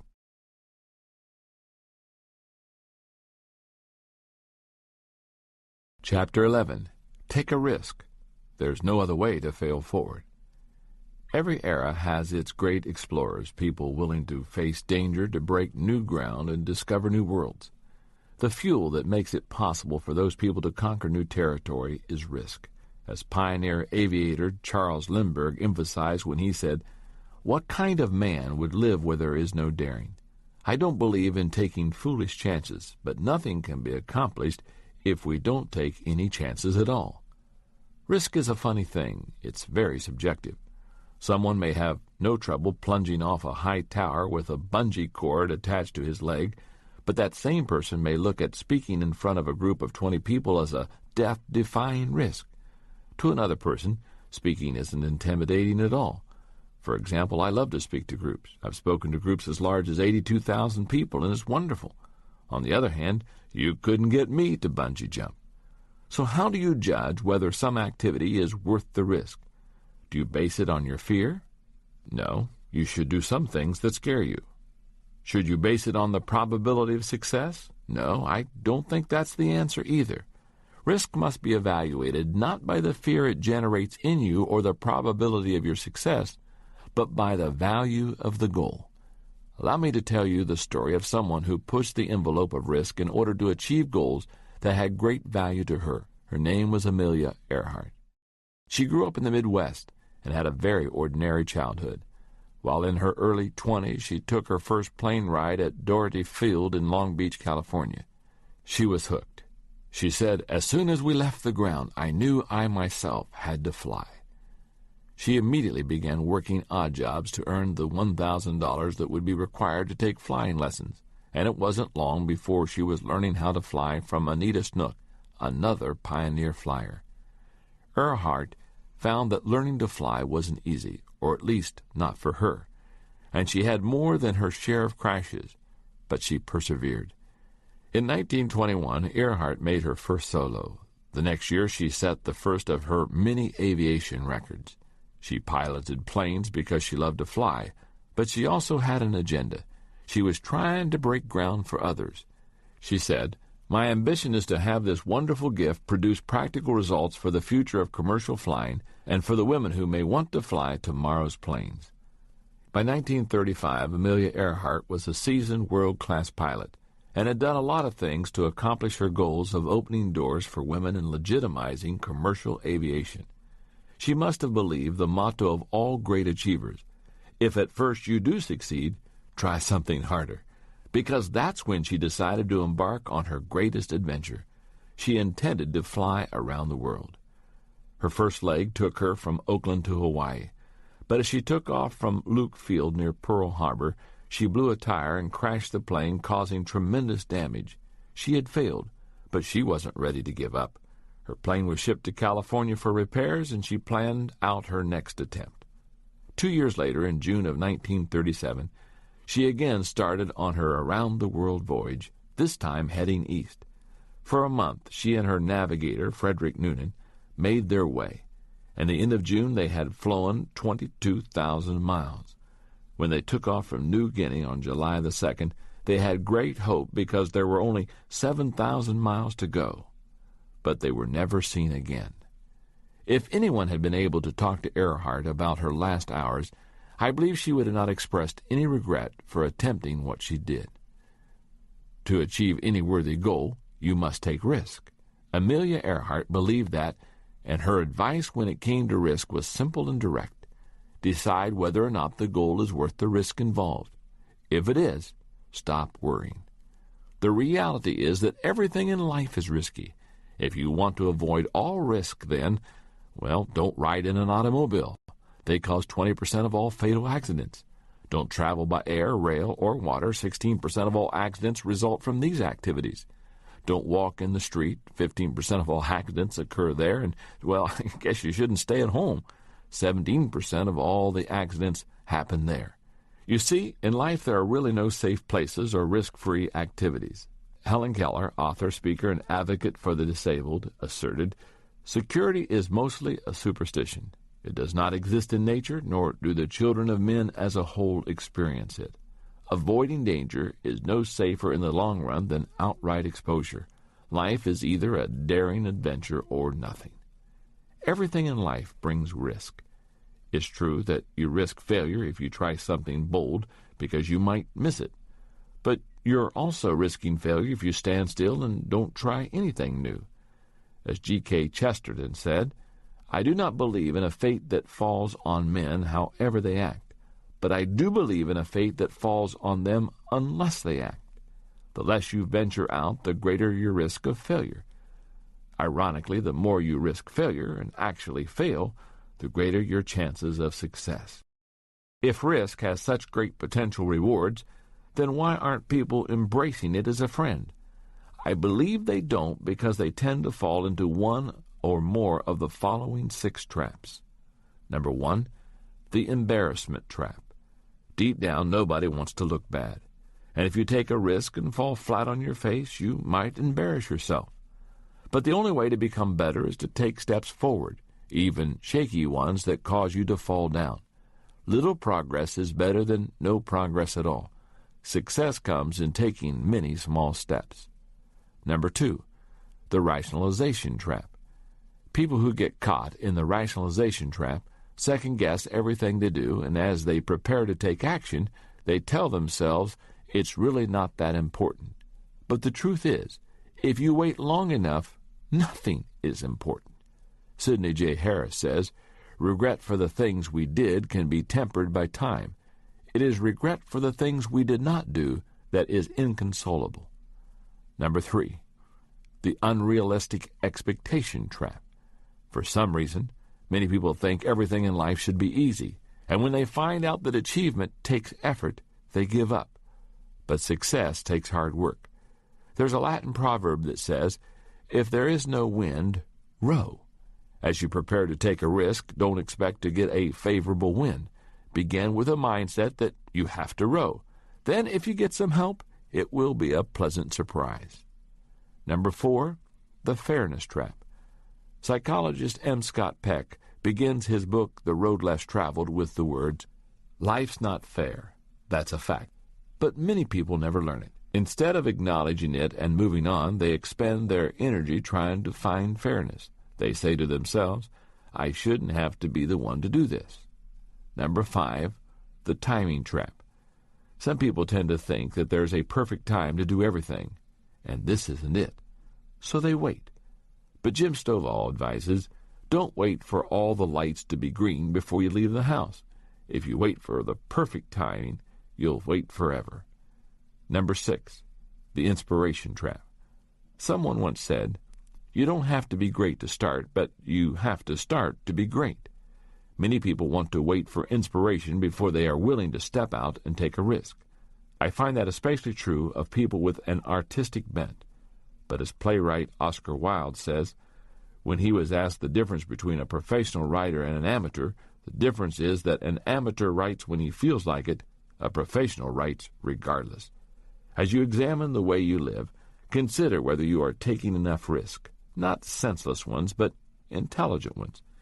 Even if you don't fall into one of the 6 traps I just shared, you still may be playing it too safe. How can you tell? By looking at your mistakes. If you are succeeding in everything you do, then you're probably not pushing yourself hard enough. And that means you're not taking enough risks. Step number 11 in failing forward: if at first you do succeed, try something harder.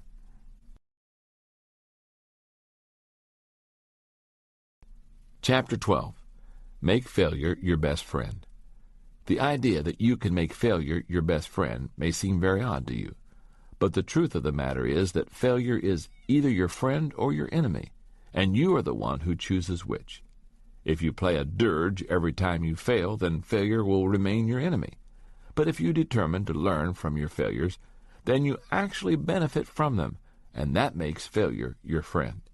If you repeatedly use your failures as springboards to success, then failure can become your best friend. And here's what I mean. How would you feel about an incident in your life that cost you your nose, half your right arm, and all the fingers on your left hand? I'm guessing that you wouldn't look at it as positive.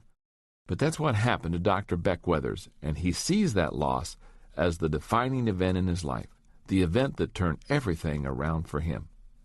What event would cause a man to willingly embrace such a drastic disability? The answer can be found on Mount Everest. You see, Beck Weathers was one of the people on that peak during the now famous incident in 1996 when a blizzard suddenly came in and cost 12 people their lives. Weathers was 49 years old when he ascended Everest. At that point, he had been a mountain climber for 10 years, and it consumed him, so much that it took much time away from his family. For the Everest climb, Weathers signed on with an expedition led by New Zealander Rob Hall. Before the team got to the high camp at 26,000 feet, Weathers was doing fine. But as he ascended the peak on May 10th, Weathers realized that he was in trouble. As he went up the mountain, the altitude caused the lenses in his eyes to flatten out, and that made him blind. At the time, it seemed that the best decision would be for Weathers to wait where he was, then rejoin the crew as they came back down from the summit. While disappointing, it seemed to be the wisest choice. But it turned into a nightmare. A freak blizzard rapidly enveloped the mountain, dropping the temperature to about 50 degrees below zero and increasing winds to 70 miles per hour. Weathers got left behind on the mountain, and as hours passed, he lapsed into a hypothermic coma. Fellow climbers searched for Weathers for hours, and early in the morning on May 11th, they actually found him. But he was covered with ice and barely breathing. They knew he would die, so they left him where he was and radioed to his wife that he was dead. No person has ever recovered out of a hypothermic coma and survived except Beck Weathers. Somehow he revived, got up, found his way, and staggered back into camp. His jacket was open. His face was black beyond recognition with frostbite, and his exposed right arm was marble white and frozen upright in front of him. Even after his miraculous return to camp, nobody thought Weathers would survive. But he kept pulling through. Back home in Dallas, he received medical attention. He underwent 10 surgeries where they amputated the fingers on his left hand, amputated his right arm near the elbow, and reconstructed a new nose using tissue from other parts of his body. Through it all, Weathers went through a radical learning process. He believes he traded his hands for something more valuable, lessons about himself, his values, and life. Beck Weathers' attitude reflects more than just gratitude for surviving a great tragedy that should have killed him. He displays a teachability that has allowed him to change his life for the better. He has failed forward by making hardship his best friend. Fortunately, you don't have to be left for dead on top of the world's highest mountain to become teachable and learn how to make failure your friend. You can do it from the safety of your own home. All it requires is the right attitude. Your attitude toward failure determines your altitude after failure. Some people never understand that. As Louis Armstrong once quipped, there are some people that if they don't know, you can't tell them. Teachability is a mindset that says no matter how much I know or think I know, I can learn from this situation. That kind of thinking can help you turn adversity into advantage. Anyone can make failure a friend by maintaining a teachable attitude and using a strategy for learning from failure. To turn losses into profits, I recommend that you ask the following questions every time you face adversity. Question number 1, what caused the failure? The situation, someone else, or myself? Where did things break down? Were you in a no-win situation? Did another person create the problem? Did you make a mistake? When Beck Weathers looked at his Mount Everest experience after the fact, he determined that he had made mistakes which led to his failure. Always begin the learning process by trying to identify the cause of a problem. Question number 2. Was what happened truly a failure, or did I just fall short? What we think is our fault may have really been an attempt to fulfill unrealistic expectations. It doesn't matter whether we place them on ourselves or someone else does. If a goal is unrealistic and we miss it, that is not a failure. Question number 3. What successes are contained in the failure? There's an old saying that states, "The gem cannot be polished without friction, nor man perfected without trials." No matter what kind of failure you experience, there is always a potential jewel of success contained in it. Sometimes it may be difficult to find, but you can discover it if you are willing to look for it. Question number 4. What can I learn from what happened? I enjoy reading the comic strip Peanuts by Charles Schulz. One of my favorites has Charlie Brown at the beach building a beautiful sandcastle. As he stands back to admire his work, it is suddenly consumed by a huge wave. Looking at the smooth sand mound that has been his creation a moment before, he says, "There must be a lesson here, but I don't know what it is." That's the way many people approach adversity. They are so consumed by the events they experience that they become bewildered and miss the whole learning experience. But there is always a way to learn from failures and mistakes. Poet Lord Byron was right when he stated, "Adversity is the first path to truth." Question number 5. Am I grateful for the experience? One of the ways to maintain a teachable mindset is to cultivate an attitude of gratitude, and that's possible even in the face of great disappointment. For example, American sprinter Eddie Hart missed a preliminary heat for the 100-meter sprint in the 1972 Olympics in Munich. As a result, he lost his chance to win an individual gold medal. But he said it made him all the more grateful for the medal he received as a member of the relay team, and for the lesson it taught him about living with defeats. As you come away from failure, try to cultivate a similar sense of gratitude. Question number 6. How can I turn this into a success? Author William Marston says, "If there is any single factor that makes for success in living, it is the ability to draw dividends from defeat. Every success I know has been reached because the person was able to analyze defeat and act."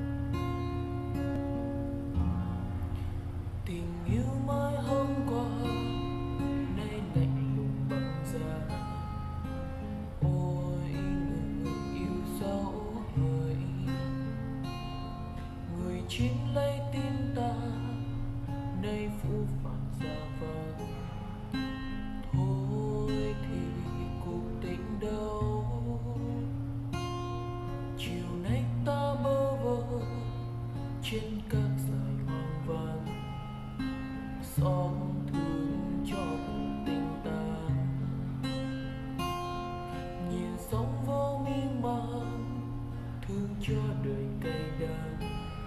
Người yêu hỡi có biết hay chăng, tình yêu Actually profit from it in the next undertaking. Determining what went wrong in a situation has value, but taking that analysis another step and figuring out how to use it to your benefit is the real difference maker when it comes to failing forward. Question number 7. Who can help me with this issue? People say there are 2 kinds of learning: experience, which is gained from your own mistakes, and wisdom, which is learned from the mistakes of others. I recommend that you learn from the mistakes of others as much as possible. After all, you will never live long enough to make them all yourself. Seek advice, but make sure it's from someone who has successfully handled his or her failures. Question number 8. Where do I go from here? Once all the thinking is done, you've got to figure out what to do next. In their book, Everyone's a Coach, Don Shula and Ken Blanchard state, learning is defined as a change in behavior. You haven't learned a thing until you take action and use it. When you're able to learn from any bad experience and thereby turn it into a good experience, you make a major transition in life. For years, I've taught something that I think gives great insight on the subject of change. It says this: people change when they hurt enough that they have to, learn enough that they want to, and receive enough that they are able to. I learned the truth of that statement on a whole new level on December 18, 1998. While at my company's Christmas party, I felt an excruciating pain in my chest, and I suffered a serious heart attack. I honestly thought I wasn't going to make it that night. Although my heart attack was a painful and surprising experience, I feel that God was very good to me in that process. Several excellent physicians rallied around me and made it possible not only for me to survive, but to avoid any permanent heart damage. And I've learned a lot from it. For example, when it comes to telling the important people in your life how much you love them, you can never do it often enough. I believe my work on earth is not yet finished, and God has spared me so that I can complete it. I've learned that I must change my living habits for the sake of my health, the quality of my life, and the impact I desire to make in the future. My cardiologist, Dr. Marshall, told me that men who survive an early heart attack and learn from it live longer and healthier lives than those who never suffer a heart attack. And I have determined to learn from the experience. I've changed my diet. I'm also exercising every day, and I'm striving to live a more balanced life. But you don't need to suffer a heart attack or be caught in a blizzard on Mount Everest to make failure your best friend. In fact, I don't recommend it. All you have to do is maintain a teachable heart and be eager to learn every time you fail. Step number 12 in failing forward: learn from a bad experience and make it a good experience.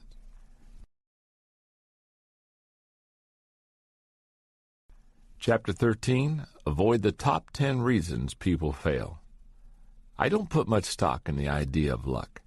I think that normally things go well or poorly for people based on their actions. I believe that for the most part you create your own luck by working hard, practicing self-discipline, remaining persistent, and making personal growth a daily priority. Add to that the blessings of a loving God, and you don't need to think about luck. However, a few years ago, I came across an article printed in the Los Angeles Times that almost made me change my mind about luck.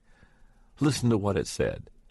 Jolted, jilted, hammered in a car crash and robbed, Lawrence Hanratty was named Friday as the unluckiest man in New York.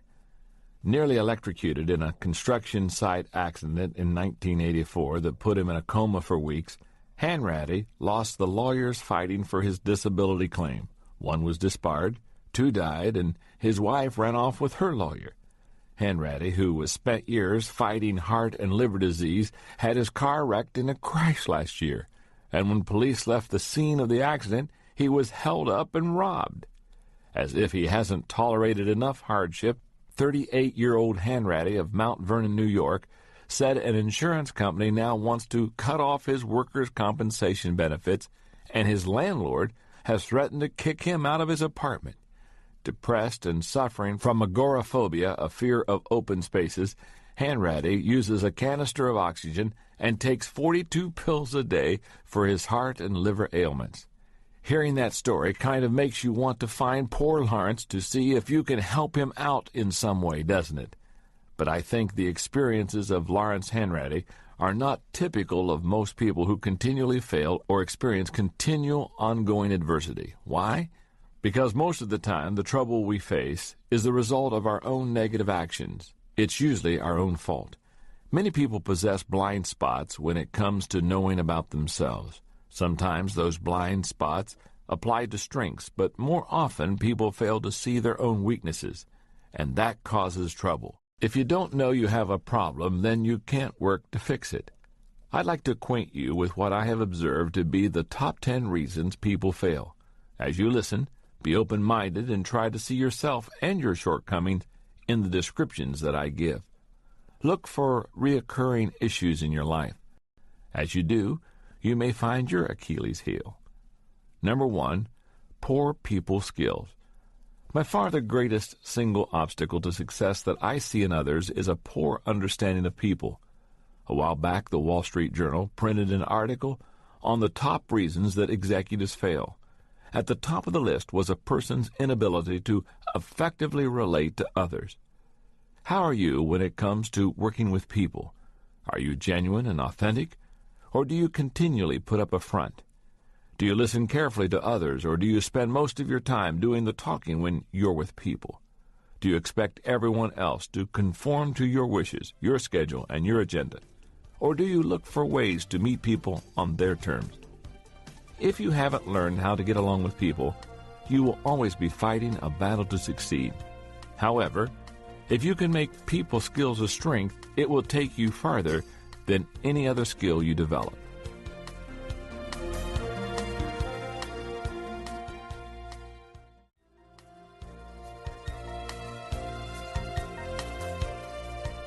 Number 2, a negative attitude. How you react to circumstances of your life has everything to do with your well-being and your success. W. Clement Stone tells a story about a young bride who traveled with her husband to the California desert during World War II. Because she had grown up in the East, the desert seemed remote and desolate to her. The only housing they could find was a shack near a village of Native Americans, none of whom spoke English. She spent a lot of time there alone, waiting out the sweltering heat each day. When her husband was gone for a long period, she wrote her mother to say that she was returning home. A few days later, she received a reply that said, "Two men looked from prison bars. One saw mud, the other stars." Those words helped the young woman to see things more clearly. She made friends with her Native American neighbors. She began working with them on weaving and pottery, and she took time to explore the desert and discover its natural beauty. All of a sudden, she was living in a new world, and the only thing that had changed was her attitude. If your circumstances constantly get you down, then maybe it's time for a change, not of your situation, but in your attitude. Number 3, a bad fit. Though we should always first examine our attitudes when we don't enjoy our circumstances, sometimes a change in situation also is in order. Sometimes a case of mismatched abilities, interests, personality, or values can be a major contributor to chronic failure. Few things in life are more frustrating than being stuck in a profession or organization that doesn't suit you. Evaluate yourself and your situation. If there is a poor fit, think about making a change. Number 4, lack of focus. Bad things happen when a person doesn't focus. Anybody can make an honest mistake when things get hectic, but people lacking focus have trouble not because they're too busy, but because their priorities are out of whack, and that wastes their time and resources. If you find yourself going from task to task without making any progress, or you can't seem to reach a goal no matter how much effort you give it, examine your focus. No one can move forward without it. Number 5, weak commitment. For a long time, it seemed that apathy was chic, but effort and commitment seemed to be coming back into style. And that's a good thing, because without commitment, you cannot accomplish anything of value. The last time you failed, did you stop trying because you failed, or did you fail because you stopped trying? What was your level of commitment? If you're committed, then when you fail, it doesn't mean that you'll never succeed. It just means that it will take you longer. Commitment makes you capable of failing forward until you reach your goals. Number 6, unwillingness to change. Perhaps the greatest enemy to achievement, personal growth, and success is inflexibility. Some people seem to be so in love with the past that they can't deal with the present. You don't have to love change in order to be successful, but you do need to be willing to accept it. Change is the great catalyst for personal growth. It gets you out of a rut, it gives you a fresh start, and it affords you an opportunity to reevaluate your direction. If you resist change, you're really resisting success. Learn flexibility, or learn to like living with your failures. Number 7, a shortcut mindset. One of the most common obstacles to success is the desire to cut corners and take the short road to success. But shortcuts never pay off in the long run. As Napoleon said, victory belongs to the most persevering. Most people tend to underestimate the time it takes to achieve something of value, but to be successful, you have to be willing to pay your dues. James Watt spent 20 years laboring to perfect his steam engine. William Harvey labored night and day for 8 years to prove how blood circulated in the human body, and it took another 25 years for the medical profession to acknowledge that he was right. Cutting corners is really a sign of impatience and poor self-discipline. If you are willing to follow through, you can achieve a breakthrough. That's why Albert Gray says, "The common denominator of success lies in forming the habit of doing things that failures don't like to do." Number 8, relying on talent alone. Talent is overrated, not because it doesn't have value, but because talent alone isn't enough to take a person through the multiple failures that life brings. Adding a strong work ethic to talent is like pouring gasoline on a fire. It's explosive. But the greater your talent, the more likely you are to lean heavily on it and skip the hard day-to-day work of improving it. If you possess this negative tendency, put yourself on a growth plan so that you can make the most of whatever God-given talent you have. Number 9, acting on poor information. One of the things that successful executives have in common is the ability to make weighty decisions based on limited amounts of information. But they also have in common the ability to gather reliable information to use as they evaluate things. General Douglas MacArthur knew this. He asserted, "Expect only 5% of an intelligence report to be accurate. The trick of a good commander is to isolate the 5%. Number 10, not having any goals. Don Marquis says, "Ours is a world where people don't know what they want and are willing to go through hell to get it." Many people don't have goals because they haven't allowed themselves to dream.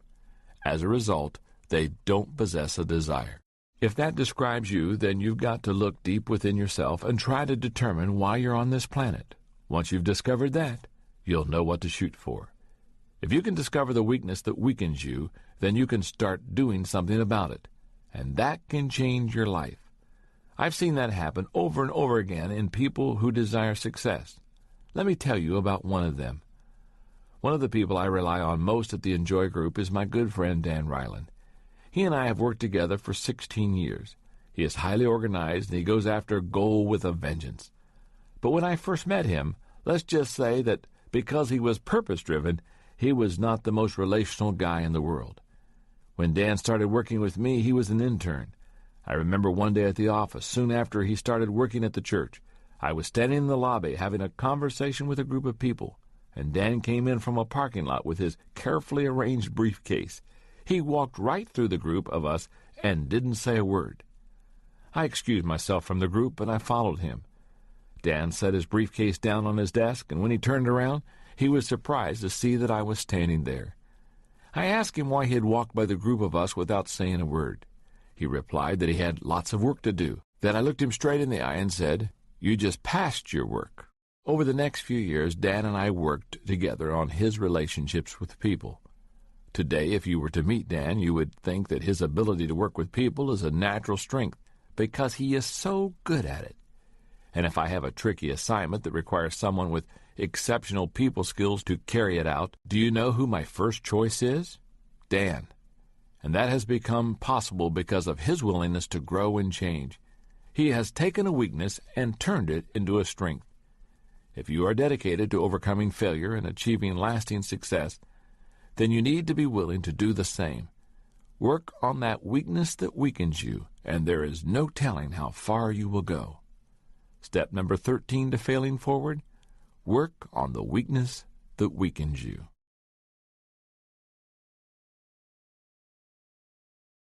Chapter 14. The little difference between failure and success makes a big difference. Most unsuccessful people believe that a huge gaping chasm stands between them and success. They suspect deep down that they will never be able to cross that void and get to the other side in achieving their dreams. But I want to let you in on a little secret. There's not much difference between failure and success, and the little difference there is makes a big difference. What creates that difference? Let me share a story with you, and you will be able to guess what the difference maker is. I think everybody in the United States has heard of Macy's department store, thanks to their famous Thanksgiving Day parade and the movie Miracle on 34th Street. But fewer people know about the man who founded the store in 1858. His name was R.H. Macy. The son of a sea captain, Macy was born in Nantucket at a time when whaling was keen. In his early years, he worked several odd jobs, including a 4-year stint on a whaling ship and 6 months as a printer's apprentice. But his ambitions were higher. That's when he decided to try his hand at retail trade. With the money he saved from his time at sea, he opened a small thread and needle store in Boston. His hopes were high and his work ethic was strong, but the business failed within a year. For the next several years, Macy tried various endeavors, but all of them eventually ended in failure. For example, he opened 2 more retail stores in Boston, but failed to make a profit each time. He traveled to California in the gold rush, but failed to strike it rich. He sold supplies to the miners of the gold rush, but when the gold ran out, so did his business. Twice more he opened up dry goods stores in Boston, but twice he struggled to keep up with the competition, and eventually he declared bankruptcy. He worked as a stockbroker, but only achieved minimal success in the difficult economy. He tried real estate, but again had little success. Finally, following a real estate investment disaster, a friend convinced Macy to return to the retail trade. This time he decided to try his luck in Manhattan, and that was to make a tremendous difference. In 1858, R.H. Macy opened a fancy dry goods store. After only 12 months, he was grossing $80,000 a year. By the 1870s, the store averaged over $1 million in sales per year. In 1877, Macy died while on a buying trip in Europe. However, his business lived on, and it continued to bring innovation to retail trade. Today, the company continues to serve customers with 191 Macy's stores. Those stores exist because of one man who simply refused to give up. As you have no doubt guessed, the quality that took Macy through failure after failure after failure was his persistence. That is the little difference that makes a big difference when it comes to failing forward. It separates those who achieve success from those who only dream about it. Nothing worth achieving comes easily. The only way to fail forward and achieve your dreams is to cultivate tenacity and persistence. But to begin cultivating those qualities, you need a strategy. And that's what I want to share with you now, a 4-point plan for approaching achievement that will encourage stamina and resilience in the face of failures. Number 1, find a purpose. More than anything else, what keeps a person going in the midst of adversity is having a sense of purpose. It is the fuel that powers persistence. If you are a purpose-driven person naturally, then you probably already possess an innate sense of direction that helps you to overcome adversity. But if you're not, then you need some help. Use the following simple steps to help you develop a desire. Letter A, get next to people who possess great desire. B, develop discontent with the status quo. C, search for a goal that excites you. Letter D, put your most vital possessions into that goal. And finally, letter E, visualize yourself enjoying the rewards of that goal. Number 2, eliminate excuses. Agriculture scientist George Washington Carver noted, 99% of failures come from people who have the habit of making excuses. Having desire alone will not get you through your failures.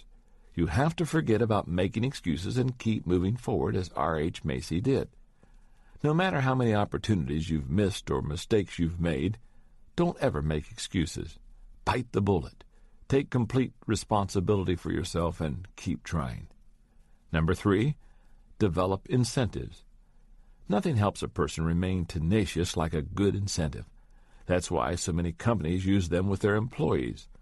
Walter Elliott said, perseverance is not a long race, it is many short races, one after another. If you give yourself worthwhile incentives to win the short races, attaining a long-term goal seems less formidable. Number 4, cultivate determination. Author Napoleon Hill noted, effort only fully releases its reward after a person refuses to quit. To develop persistence over the long haul, you have to cultivate inward determination on a continual basis. And if you do, someday your story may be similar to Admiral Peary, who attempted to reach the North Pole 7 times before he made it on try number 8, or Oscar Hammerstein, who had 5 flop shows that lasted less than a total of 6 weeks before Oklahoma, which ran for 269 weeks and grossed $7 million. Or John Creasy, who received 743 rejection slips from the publishers before 1 word was ever published. He eventually published 560 books, which have sold over 60 million copies. Or Eddie Arcaro, who lost 250 consecutive races before he won his first. Learn to become a determined individual. Inspire yourself with stories of people who tried, failed, and kept going. And remember, the only difference between a little shot and a big shot is that the big shot kept on shooting. When it comes to persistence, one of the most remarkable people I've ever known is Orville Redenbacher, the popcorn king. Redenbacher was born on a farm in Jackson Township, a few miles south of Brazil, Indiana, in 1907. At age 12, he started growing popcorn in addition to his numerous chores. In time, his additional crop brought in $150 a month, most of which was set aside for his college. In 1924, he graduated from high school, the first person in his family to do so. He received an appointment to West Point, but instead, he went to Purdue.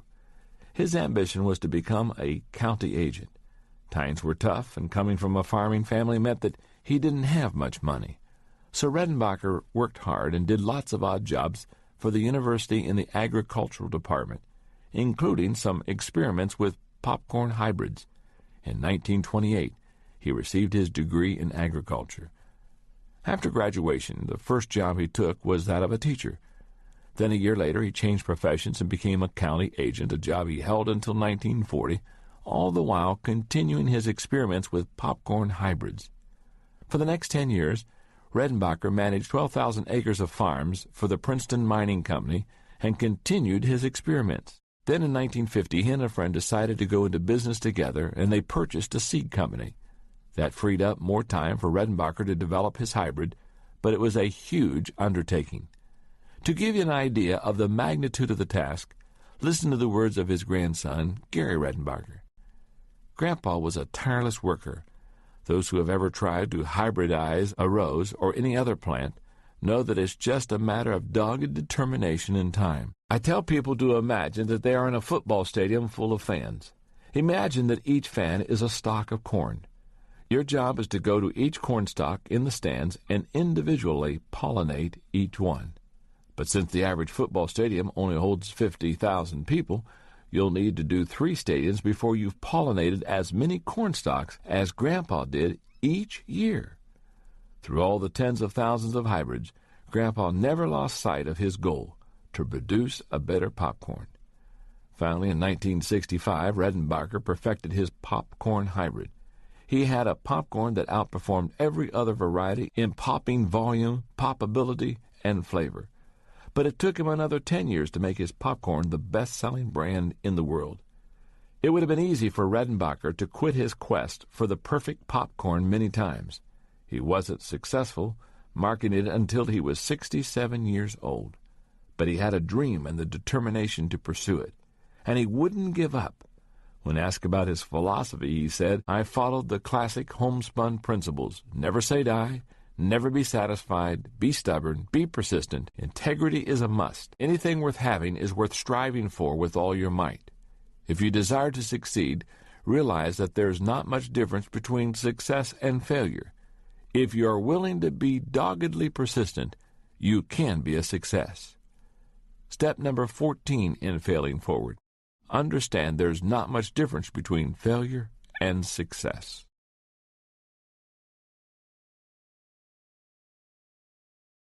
Chapter 15. It's what you do after you get back up. that counts. Although persistence is important, it isn't the only key to success. I think you need persistence plus something more. It's just like the old saying about boxers, that a champion gets up one more time than he gets knocked down.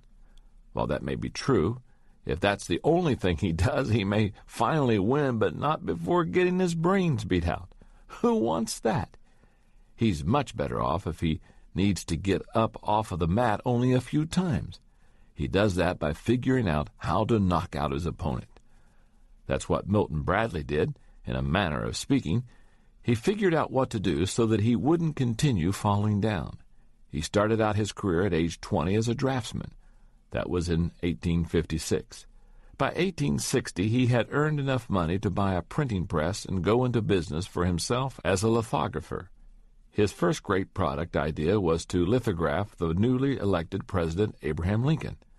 As soon as he offered the print for sale, the orders started flooding in. And he would have kept making money except for one problem. His print was of a clean-shaven Lincoln, but the new president had grown a beard. It nearly ruined Bradley. While he was trying to cope with his first major setback, he decided to try selling something different, a game. He had a concept for a game he called the checkered game of life, which taught moral values. He designed the game himself and printed up copies, and the game sold well. In fact, that first year he sold 40,000 copies. That first success gave him a new direction in life. He turned his attention to producing games and other materials that instructed people while entertaining them. Primarily, that meant games. But it wasn't long before he wanted to expand more intentionally into educational resources. A new concept to America had come across the Atlantic Ocean from Germany called kindergarten, and Bradley became very excited by it. Bradley saw the great educational potential of kindergarten for children and the potential market for materials to teach them. In time, Bradley became one of kindergarten's chief proponents. He produced numerous materials and even published the influential journal Kindergarten Review. He made a difference in the lives of thousands upon thousands of children. Maybe you're someone who has developed the persistence and resilience to keep getting up when you get knocked down. But you're getting weary of dragging yourself back onto your feet again and again without making any progress. You may be physically and emotionally exhausted. If so, it's because you need to do more than just get back up. What you need is a plan that will help you determine what to do after you've gotten back up. Try using these 7 simple steps based on the acronym FORWARD. The letter F stands for Finalize Your Goal.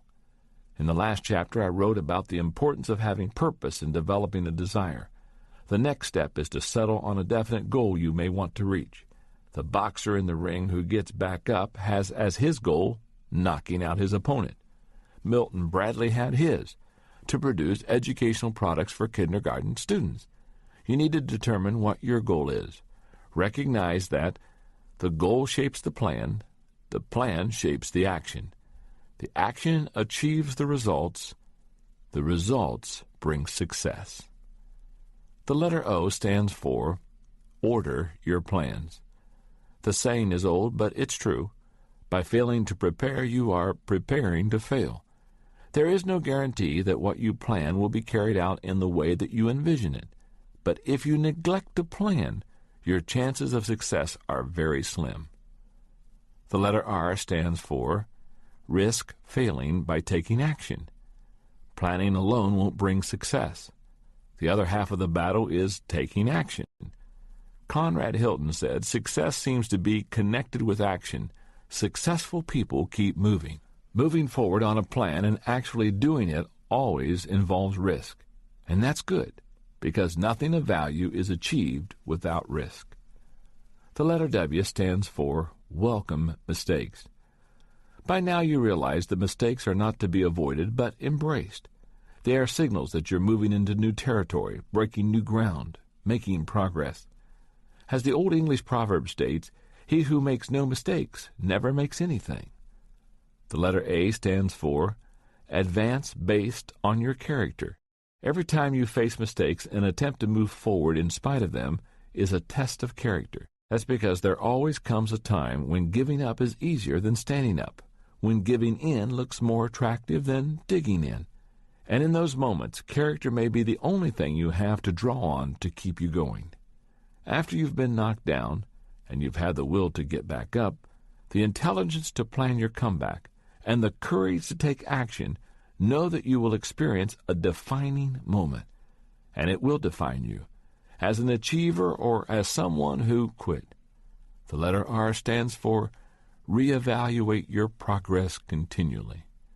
The value of fighting through the difficult times and overcoming mistakes is that you have the opportunity to learn and adjust. Katie Payne, CEO of the Delahaye Group, says, business culture teaches us never to admit our mistakes, but to bury them instead, or to blame somebody else. And most personal and project reviews don't really do much to uncover mistakes. If we wait until we've finished a project to conduct a post-mortem, people will forget the mistake, or they'll build up a grudge against the coworker. Either way, we lose a learning opportunity. The letter D stands for develop new strategies to succeed. Lester Thurlow said, a competitive world has two possibilities for you. You can lose, or if you want to win, you can change. Once you develop a plan and put it into action, you're not done. In fact, if you want to succeed, you're never done. Success is in the journey, the continual process. And no matter how hard you work, you will not create the perfect plan nor execute it without error. You will never get to the point where you no longer make mistakes, but that's okay. Failures are milestones on the success journey. Each time you plan, risk, fail, reevaluate, and adjust, it gives you another opportunity to begin again, only better than the last time. As 67-year-old Thomas Edison said after he watched his laboratory burn to the ground, thank goodness all our mistakes were burned up. Now we can start again fresh. Starting over usually isn't easy, to say the least, but it sure can bring incredible results. I was reminded of that on a trip I took to Asia in the fall of 1999. My favorite stop on that trip was in Singapore. It's incredible. It's the most modern country in the world. Our tour guide, Susanna Fu, told us that Singapore was part of the British Empire for more than a century. After World War II, as the British granted independence to more and more members of their former empire, the people of Singapore began to think about their own independence, but the British were skeptical. Singapore had no natural resources and no experience in government. In 1959, when Singapore was granted its independence, the country didn't do well. That's when they decided that their best hope was to attach themselves to Malaysia, which they did in 1963. But the Malaysians didn't get along well with the people of Singapore, and after 2 years, Malaysia severed ties with them. The country's leader, Prime Minister Lee Kuan Yew, felt that the country had been cast adrift, with few prospects and little hope. There was only one thing to do: work themselves out of the horrible situation that they were in. Yew wrestled with the problems until he had a plan. Number 1, bring in industry.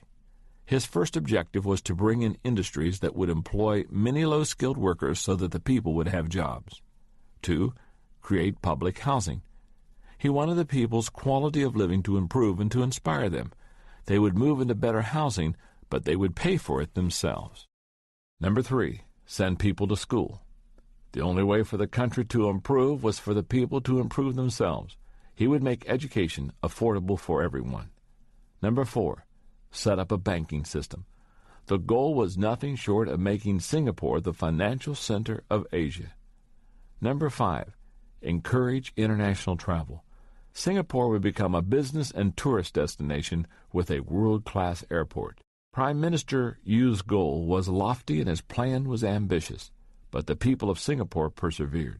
First, they received hundreds of millions of dollars in loans from the World Bank and the countries of England and Japan. Next, they started bringing in experts from around the world to help them, carefully selecting representatives from countries who led their fields.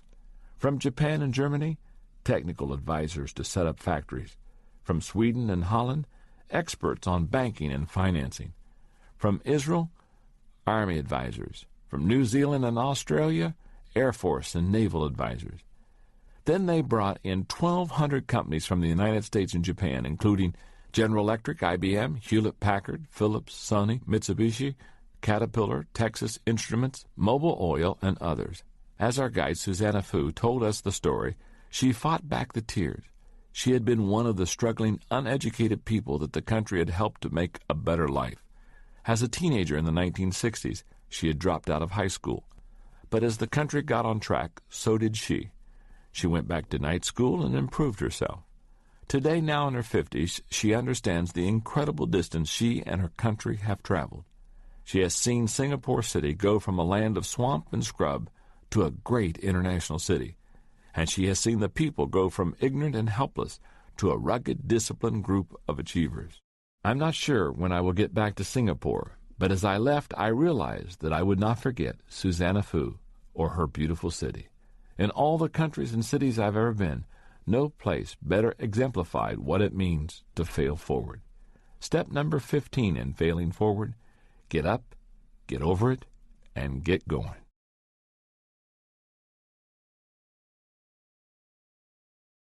Chapter 16. Now you're ready to fail forward. Well, now you know what it takes to fail forward. I believe wholeheartedly in what I've shared with you. Let's review all 15 steps to failing forward. Number 1, realize there's one major difference between average people and achieving people. Number 2, learn a new definition of failure. Number 3, remove the you from failure. Number 4, take action and reduce your fear. Number 5, change your response to failure by accepting responsibility. Number 6, don't let failure from outside get inside of you. Number 7, say goodbye to yesterday. Number 8, change yourself and your world changes. Number 9, get over yourself and start giving yourself.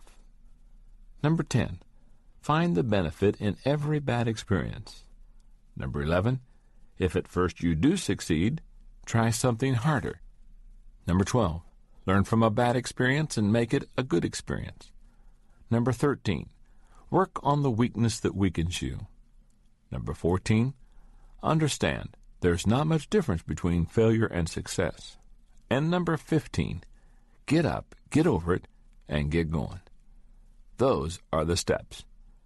But I have to say that they may not really hit home with you until you see them in the life of somebody you consider to be a lot like you. Let me tell you about a friend of mine named Dave Anderson. Dave is an entrepreneur that I met at a leadership conference that I recently taught in Kenosha, Wisconsin. When you hear a little bit about him, you may think that everything he touches turns to gold. Dave's net value, $30 million. Education, master's degree from Harvard University.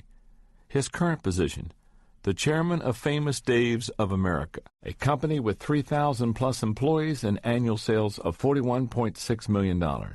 Some career highlights: he founded Famous Dave's of America and took the company public. He co-founded the Rainforest Cafe and took it public. He was named Emerging Entrepreneur of the Year by Ernst & Young. He was the director and executive vice president of an organization judged the fastest-growing company in America by Fortune magazine. He has helped create over 18,000 jobs so far in his career through his vision, leadership, and ability to see opportunity. That's an impressive profile, but to really understand and appreciate Dave's achievements, you need to know more about his failures. You see, Dave has lived out every one of the steps to failing forward, and I want to finish this tape with his story. And along the way, I'll tell you how the steps to failing forward fit into his life. David's first experience with a major failure came in college. During the break after his first term, a friend from home recruited him to begin selling oil conditioner for automotive engines. Dave caught the vision, and with his father's $2,500 investment, he went right to work. But despite his tireless efforts, he couldn't sell a thing. Yet contained within that first big failure were seeds of his future success. Remember step number 15? Get up, get over it, and get going. First, Dave believed that he could be successful. Now, that's step number 6. Don't let failure from outside get inside of you. Second, when his dad bought his product for him, Dave received a 5-day leadership course that he says changed his life. Remember step number 10? Find the benefit in every bad experience. Every night for months, Dave went to sleep listening to those tapes. Step number 8. Change yourself and your world changes. The dream within him wasn't dead, and he wasn't going to let failure get him down. Step number 1. Realize there is one major difference between average people and achieving people. It was in 1972 that Dave got the idea for another business. Though the oil additive opportunity didn't work for him, it encouraged him to start thinking like an entrepreneur. Step number 2. Learn a new definition of failure. His idea was to create and sell miniature dish gardens. He scraped together a few dollars and bought the materials to make up a few samples. Then he went out and talked to retailers, trying to get them to buy them. For the next 7 years, he operated out of his basement and worked like a madman. He put in long hours, 7 days a week. When his retail florist customers experienced their heavy crunch times, such as around Mother's Day and Valentine's Day, he would go into their shops, sweep up, clean out coolers, and do other chores for them to help them out. By age 21, he had accounts with every major retail florist in the city of Chicago. But there were more hard times to come. If you're from the Midwest, you probably remember the winter of 1979. It was one of the worst on record. The snowstorm that hit Chicago was horrible, and the drifts were so high that many side streets were closed for months. A lot of businesses went under that year, including Dave's. Florists didn't buy much in the middle of the blizzard. Many of Dave's customers not only weren't buying from him, but weren't paying him for the money they owed for orders that they had already received, and he had to file for bankruptcy. After Dave lost his business, he knew he needed to find work to support himself. Remember step number 5? Change your response to failure by accepting responsibility. He landed a job working for the American Can Company, selling Dixie cups, Marathon paper towels, and tissue to restaurants. To get his foot in the door, he took their worst territory. Step number 4. Take action and reduce your fear. He put to work the same principles and tenacity that he had in the wholesale floral industry.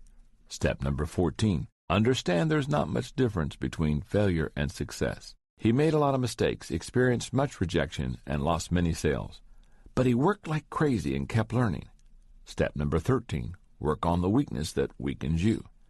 In 6 months, he took a territory that had been in last place and made it number 1 in the company.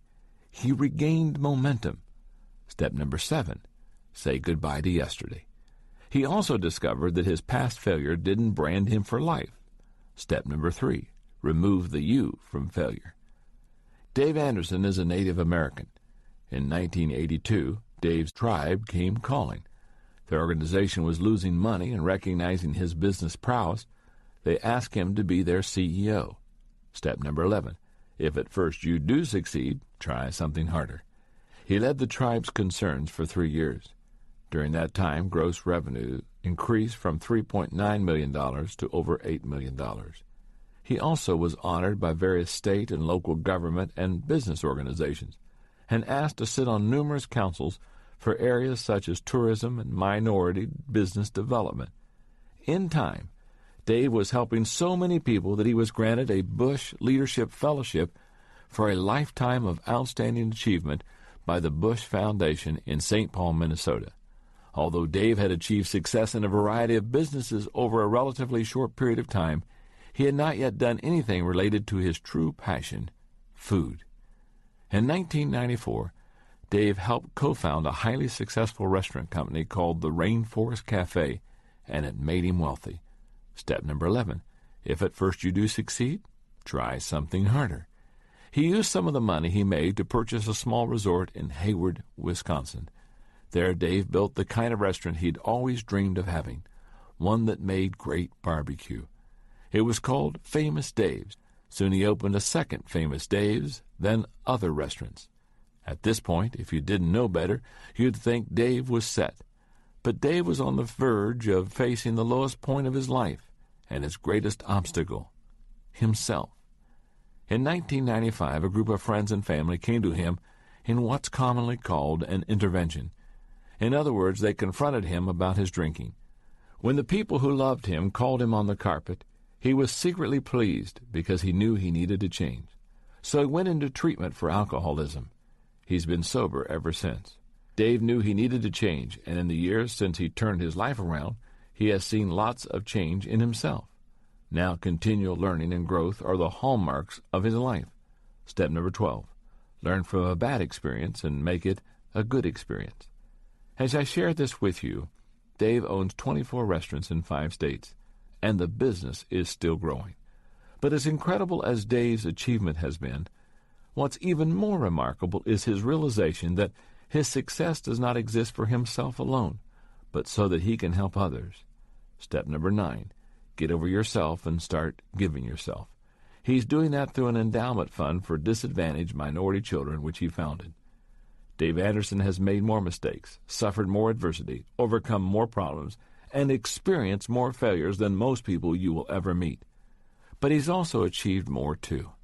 And as my friend Zig Ziglar says, Dave Anderson is just getting started. The next time you look at successful people and find yourself envying what they have achieved, recognize that they have probably gone through a lot of negative experiences that you cannot see on the surface. There's an old joke that says, never ask what's in a hot dog while you're eating one.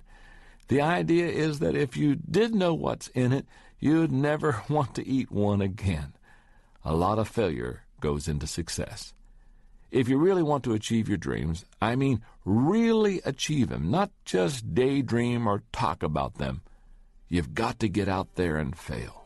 Fail early, fail often, but always fail forward. Turn your mistakes into stepping stones for success. And now that you know how to fail forward, you won't have to give up either. I wish you well. Keep dreaming. And my friend, keep failing forward.